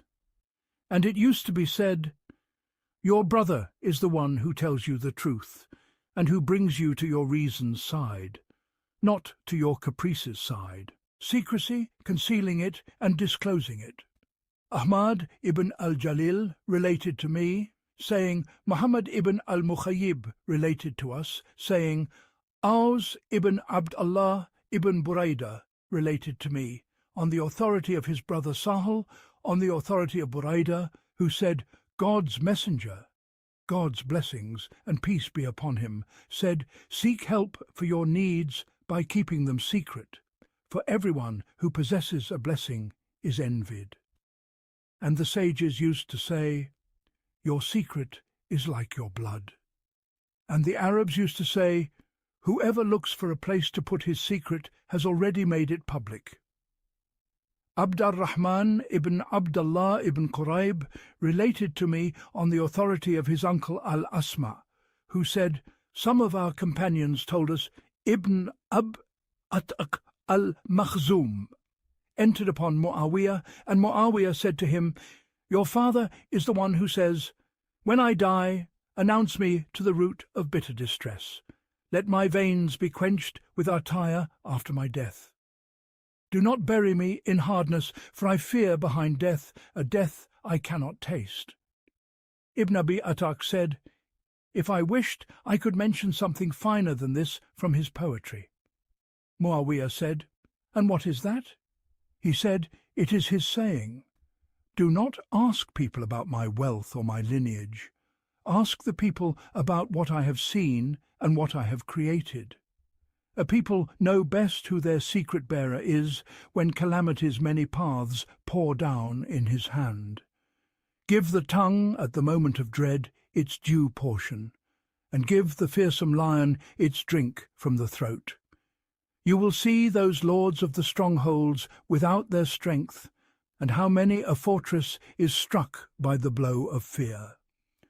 And Sultan al-Mubdi recited to me, Your secret is what remains with a man, and the secret of all creation is never hidden. Ibn Abi Talib, God be pleased with him, used to cite these two lines, Do not disclose your secret to anyone but yourself, for many a sincere adviser has his own adviser. I have seen the seducers of men.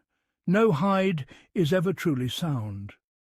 And a poet said, How often two brothers became equals in their love, the beauty of their hearts fashioned so. They quarrel in mere glances, as though they are trading verses of fear. Miskin ad-Darim said, I advise men. I do not unveil to some of them the secret of others, yet I keep it all together. They seek far and wide through the lands, while their secret is in a chamber no man can truly master. And he also said, If I had power over a tongue, I would not need to press down secrets and news within the ribs. I would be the first to build my own hiddenness, if by spreading it one day I lived on danger. A man entrusted a friend with a report, and when he pressed him for it later, he said, Did you understand? He replied, No, I forgot. A Bedouin was asked, How do you keep a secret? He said, Nothing is said to me but that it is a grave. And it was said to Yazid, What is under your protection? He replied, My brother, do not come near it. Part 1. A man was asked, How do you keep a secret? He replied, I deny the report, and I swear an oath to the one who questions me. And it used to be said, Part of ruining a matter is to disclose it before it is made firm. And the poet said, If you carry the entrusted ones as a trust, you have set them upon a firm support. Amr ibn al-As said, I never entrusted a man with a secret and then blamed him for revealing it, because I was the one whose breast had tightened when I entrusted it to him. And he said, If you do not guard your secret for yourself, your equal among people will be more disclosing and more explicit. And it used to be said, When a heart grows tight, a tongue grows wide. Al-Walid ibn Utbah said to his father, The commander of the faithful has confided something to me, and I do not think he would conceal from you what he has shown to others. Shall I tell you? He replied, No, my son, for whoever conceals his secret has the choice in his own hand, and whoever reveals it, the choice is over him. So do not rise above others after you had been the one who held power. Al-Walid said, Does this hold between a man and his father? He replied, Yes, yet I dislike that you should abase your tongue with secret talk. So Al-Walid told Muawiyah, and Muawiyah said, O Walid, my brother has freed you from the bondage of criticism. And in the books of the non-Arabs it is said that one of the kings of Persia said, Guard your secrets, for you have no secret except in 3 places, an intrigue you fear, or a rank you seek, or an inner feeling that wrestles within you. And none of you has any need for any of these to appear from him. And it used to be said, Whatever you would hide from your enemy, do not show it to your friend. Jamel ibn Ma'mar said, I die, by God, to whom I have never made public your secret, and those asked to guard are many. Amr ibn Abi Raba'ah al-Makhzumo said, And when we met, I knew what was in her, like the one that is in your breast, step by step. 41. She spoke, drawing the edge of the curtain close. Surely your people are those in whom there is no cause for suspicion. I said to her, No doubt troubles me, yet my secret is not something that anyone, save one like me, can bear. He means no one can carry a secret as I can, in guarding it and keeping it veiled. Hence I do not reveal it to anyone. And Zuhair said, A veil is set before indecencies, and none who is veiled will meet you except with good. And another said, My secret is as my openness, such is my nature, and the darkness of my night is like the brightness of my day. And a man said to his brother, speaking to him alone, Put this in a vessel that does not leak, for what is poured is a flowing drink. And it used to be said, what the speaker owes the listener is a gathered mind, concealment, and an ample excuse. And it used to be said, considerate watchfulness is better than haste. A man came to Ubaydullah ibn Ziyad and told him that Abdullah ibn Hisham al-Sulam had insulted him. So he sent for him, and he came. He said, O Ibn Hisham, this man claims that you said such and such. Ibn Hisham said, You are a man. If I sought to please one who demands, I feared, and if I speak without knowledge, I tremble. And you, in what you have set yourself to do, stand at a station between treachery and sin. And another said, Lower your voice if you speak by night, but in the day let your utterance be a free giving of words. And one of the Bedouins said, I do not bury secrets, rather I hold them fast, and I do not let secrets boil over upon my heart. For scant is the mind of him who spends his night while secrets toss him from side to side. And Abu al-Shams said, Never entrust my secret, and yours, to anyone but me and you, and to the pages that are pressed flat, or to a bird you have tamed, male and female, ever the companion of journeys and of settled keeping. Last hemistic unclear in the scan. 42. The first part. His nobility, by the strength of his counsel, soothes his forelock, though the scantness of his shaven hair is steeped in beauty. Solomon's very concern once turned toward his Sabbath, had not his good fortune one day brought him bilkers. And he also said, He poured into you his secret, so do not give it away. Had his pen known you, it would not have let it pass. And Muslim ibn al-Walad said, about a letter in which a secret comes to you, Prudence, if you are wary, runs its course by it, and prudence is, indeed, to suspect people's motives. When someone entrusts you, having fulfilled his trust, then place its safeguarding within the belly of paper. And another said, I shall conceal his secret and guard it well, and it is no wonder, for I am generous in what is kept with me. A young man may be forbearing, or a fool may sell it off, for mankind are only these two, a fool and a forbearing man. Books and writing. Ishaq ibn Rahawai related to us from Wahb ibn Jarir, from his father, from Yunus ibn Ubayd, from Al-Hasan, from Amr ibn Taghlib, from the Prophet, God bless him and grant him peace, that he said, Among the signs of the hour are these, that wealth will overflow, the pen will become widespread, and trade will spread. Amr said, We would indeed feel in the great throng the press of scribes, and a man would make a sale, and then say, Not until I have security for my wage, let so-and-so guarantee it for me. Ahmad ibn al-Khalal related to us, from Ismail ibn Aban, from Anbasa ibn Abd al-Rahman al-Qurash, from Muhammad ibn Ziyadan, from Sa'd, from Zayd ibn Thabit, who said, I entered upon the messenger of God, God bless him and grant him peace, while he was ill, attending to some need of his.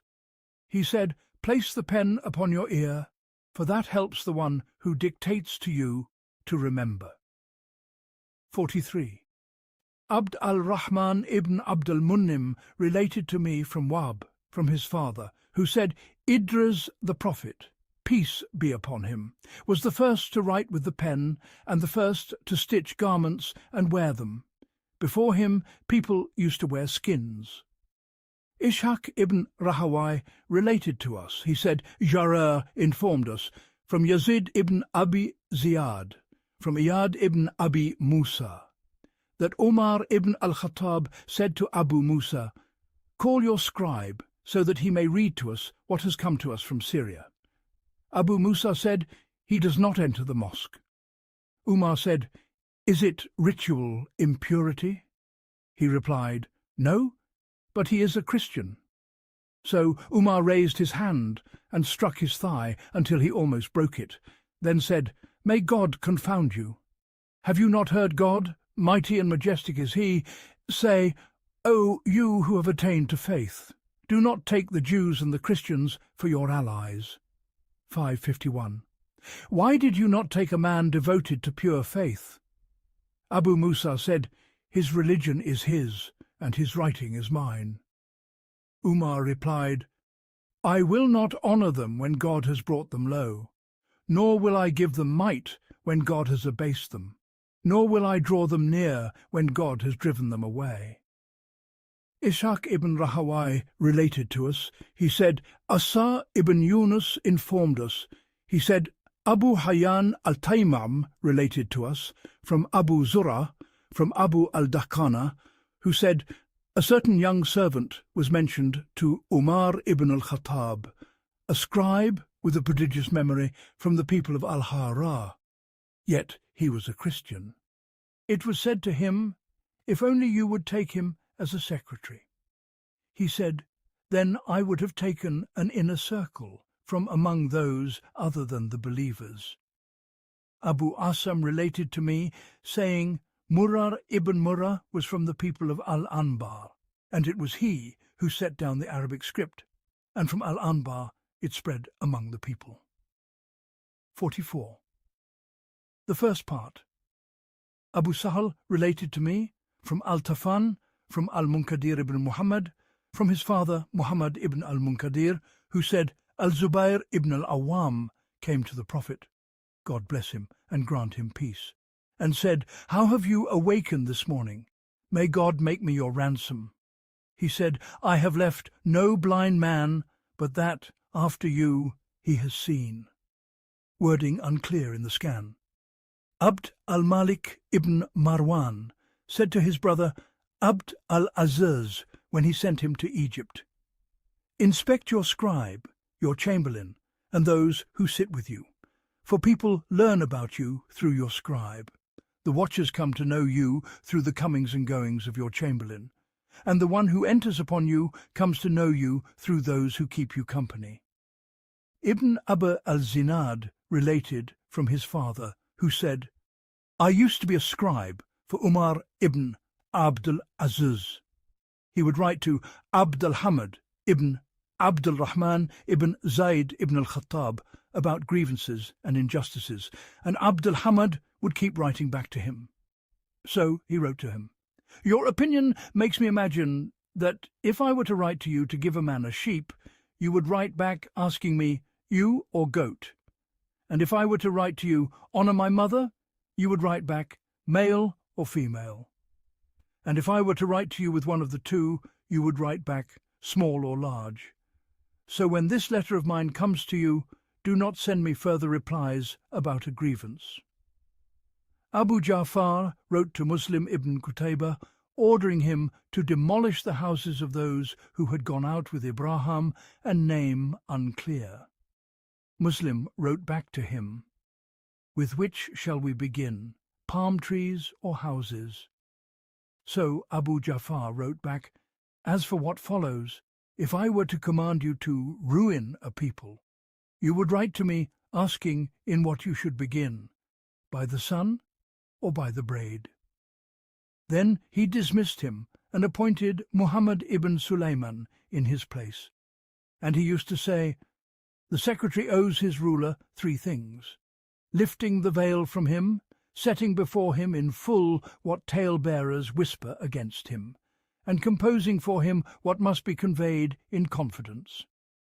The non-Arabs used to say, "Whoever is not knowledgeable about the courses of waters, and about digging channels for water, and waterways and outlets, and about filling in washes and gullies, and about the passing of days in increase and decrease, and about the moon's rising alone and its phases, and about weighing out measures, 45, and about the laying out of triangles and squares and figures of varied angles, and about setting up sighting instruments, and about the water lifts, the buckets and ropes, and the water wheels upon rivers, and about the tools of craftsmen, and about the subtleties of calculation. His writing will remain wanting, deficient in its due. On ibn Maymun said, "If you have a need from a scribe, let your messenger to him be self-interest." And he said, "If you befriend the minister, do not fear the ruler." Wording unclear in the scan. And in the Book of India it is said, "If the minister becomes the equal of the king in wealth, in awe, and in obedience from the people, then the king must strike him down. And if he does not, let him know that he is the one who will be struck down." Al-Mada'in said, "Ziyad once withdrew to a chamber where he would look into matters, and with him was a secretary writing, and his son Ubayd Allah. Ziyad grew drowsy, and he said to Ubayd Allah, 'Signal this man, he is writing nothing.' Then he fell asleep. Ubayd Allah found that he had been touched by urine, and he disliked to wake his father, and he disliked to have the secretary notice. So he tied the secretary's thumb with a thread, sealed it, and rose to relieve himself. Abu Abad, the secretary, said, "No one ever sat before me, but I imagined that I was the one sitting before him."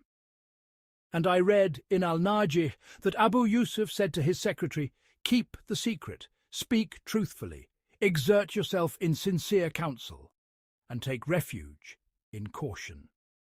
For I owe you this: I shall not rush you until I have granted you time. I shall not accept a word against you until I am certain, and I shall not let anyone covet you in a way that would make him master over you. And know that you are a burden borne by your age, so do not abase it, and you are in the shade of authority, so do not make it contemptible. Draw near to people with graciousness, while keeping your dignity, and keep distant from people the meddling of your enemy, and seek, as armour, to pass by ignorance, and fortify yourself with chastity, to preserve your reputation. Make me see in you whatever goodness you are able. Do not let tongues find a way to speak you down. Do not let tales be pried open about you. Guard yourself as one guards a pure pearl, and make your forbearance the distilled sincerity of bright silver, and let your knowledge be the patient enduring of a healing root, and the vigilant safeguarding of a well-fortified city. Do not persist in raising to me what is small, for it points toward what is great, and do not conceal what is great, for it is not something that distracts me from." The first part, 46. The lesser matter, refine your affairs, then set them forth. Then master your tongue, and bring it back to me again. Do not burn yourself up over it. So seek the purest kernel. Do not tighten up in speech. Do not lay out what you bring me, and do not spread it abroad. And when you reflect, do not rush. And when you write, do not make excuses. Do not enlist the superfluous, for superfluity is a sign of incapacity. Do not fall short of exactness, for it is a blemish upon discourse. Do not clothe one utterance in another, and do not make one meaning drift far from the next.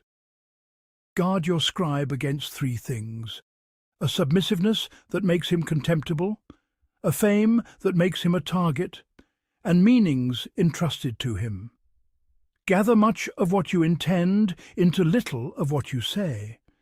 Yet spread your letter out before the marketplace as the King of Kings spreads his dominion over kings. Let what comes to you not be weighty, while what you say is petty. For the speech of secretaries must be commensurate with the stature of the ruler, so make it lofty as his loftiness, and complete as his sufficiency. And know that all speech in its fullness turns upon four qualities. You're asking for a thing, you're asking about a thing, you're commanding a thing, and you're reporting about a thing. These qualities are the very pillars of all forms of writing. If yesterday's writing lacked a fifth, none is found, and if one of the four is missing, it is not complete. So when you command, do it with firmness. When you ask, be concise. When you request, make it plain and speak it clearly. And when you report, verify. For if you do this, you will have taken hold of the main body of all expression. What comes to you will not be confused, and what goes out from you will not defeat you. Record in your registers what you have brought in, and count in them what you have sent out. Be watchful of what you take, and stripped of greed in what you give. Let forgetfulness not lure you away from reckoning, nor clarity make you neglect precedence. Do not wound the measure of a single kurat in what is not right, and do not treat the bringing forth of much in what is right as something grand. Rather, let each of these things be kept in its proper place. A man said to his sons, "My sons, adorn yourselves with the garb of secretaries, for among them is the discipline of kings and the humility of common folk." Al-Qisa said, "I met a Bedouin and began asking him about letter after letter and thing after thing, and I would pair each with something else. He said, 'By God, I have never seen a man more able to set beside a word another word that most resembles it, and yet is furthest from it, than you.'" Kitab al-Sultan 47, Ibn al-Arab said, "A Bedouin saw me as I wrote word after word from his speech, and he said, 'You are one who catches the runaway word.'" Reading uncertain. A man from the people of Madanah said, "I sat with a group in Baghdad, and I found none weightier in their dreams, yet none more reckless in their pens than they." One of the secretaries wrote to a friend of his, "Your letter reached me, and I found it a cup whose arts are the easiest of all, and a texture whose backbone is the smoothest, and an eye whose glances are the most abundant, and openings and endings the most beautiful, and examples at every joint, more delightful than honey. In it you brought out the equipment of sound judgment, the glad tidings of discerning insight. Suspicion became certainty for you, and hope in you became a thing well tested." And it was said, "The minds of men are at the tips of their pens." And it was said, "The pen is one of the two tongues. Quick perception is one of the two eyes. Swift despair is one of the two kinds of victory. Controlling the eyes is one of the two gains. Good estimation is one of the two garments, and milk is one of the two right hands." Several phrases are idiomatic, obscure in the scan, and it has been said, "Turning away is one of the two right hands." Someone was told, "So-and-so does not write." He replied, "That is an evil disability." I read in one of the books of the non-Arabs that a Mobad of the Mobads described secretaries, saying, "The king's secretaries are those whose eyesight is guarded, whose ears are receptive, and whose resolve is steadfast and witnessing. For none is granted a greater happiness than the ministers of kings when kings prosper, and none is nearer to ruin than the ministers of kings when kings perish. Aspiration rises in ministers when their counsel to kings becomes counsel to their own souls. Trust in them grows mighty when their striving for kings becomes striving for themselves.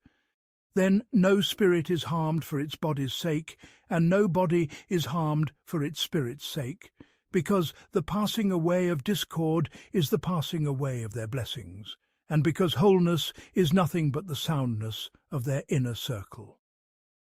The first part, 48. And someone said, "If I go to the obstinate disputant, he will kill me. For how foolish is the man whose lifetime is guided by him."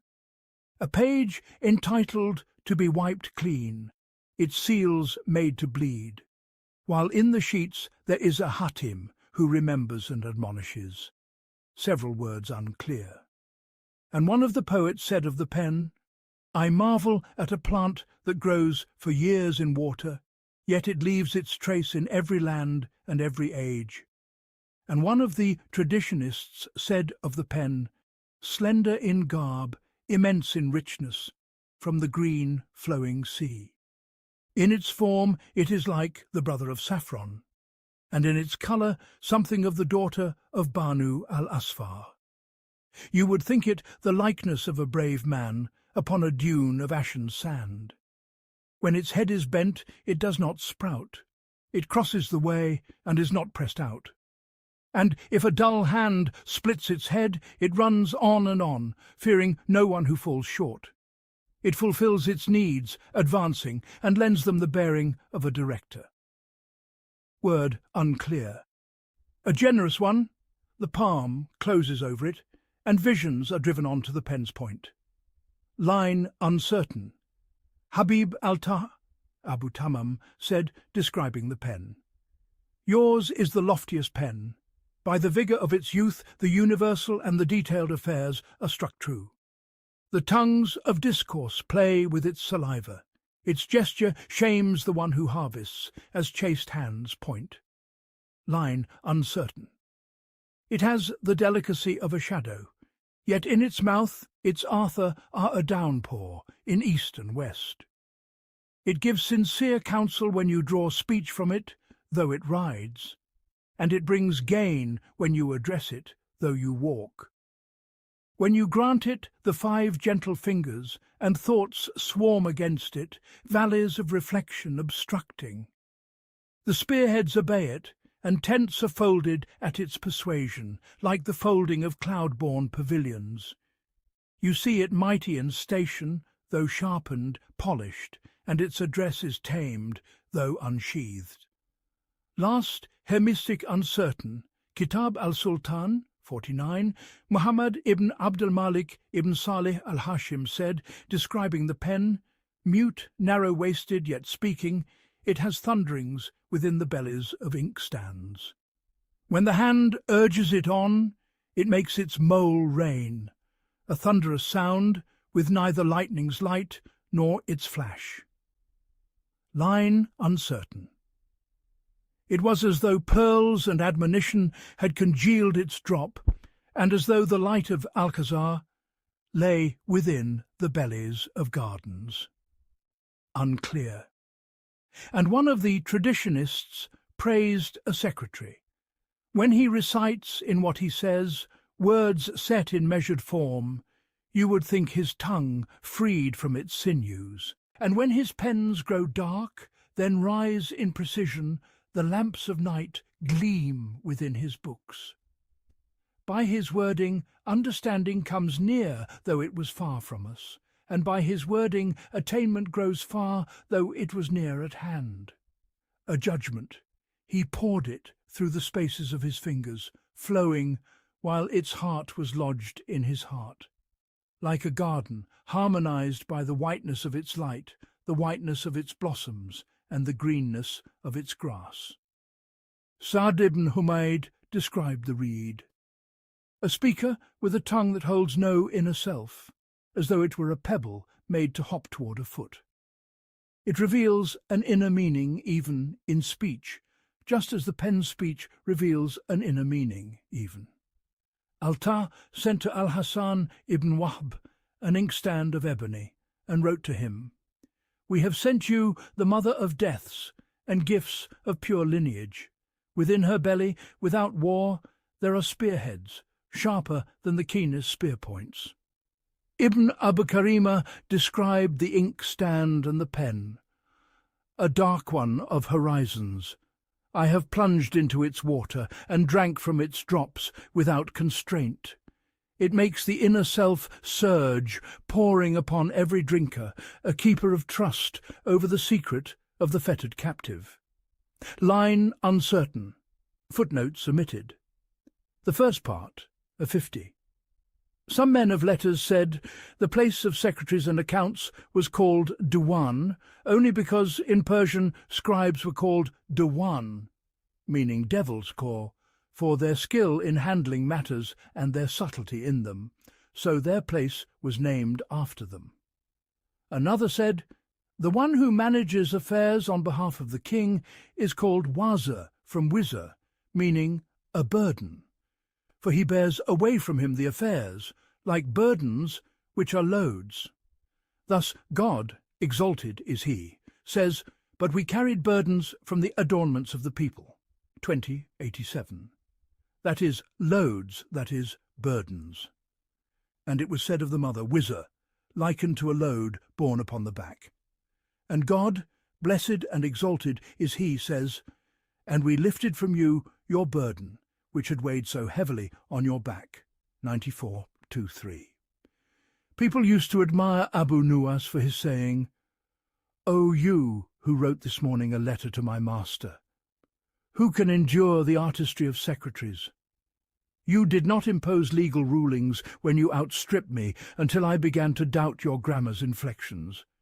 You meant to conclude, yet you made me understand, and you spoke the truth in what you said, with no flattery. And another said, O secretary, scattering your pens, from your palm pearls upon the lines. Ada ibn al-Riqa said, May God's blessing be upon a man whose time has ended, and may he complete his favour upon him and increase it. From this the secretaries took the formula, May he complete his favour upon you and increase it for you. Hatim al-Ta'a said, in the sense of their saying, Die before I do. If ever there comes a day that parts us, then, if death must come, be you the one who lingers. Jara said, with the same meaning, My heart has been undone, so dwell with me in my home, O you who before yourself have made my own self meet its ruin.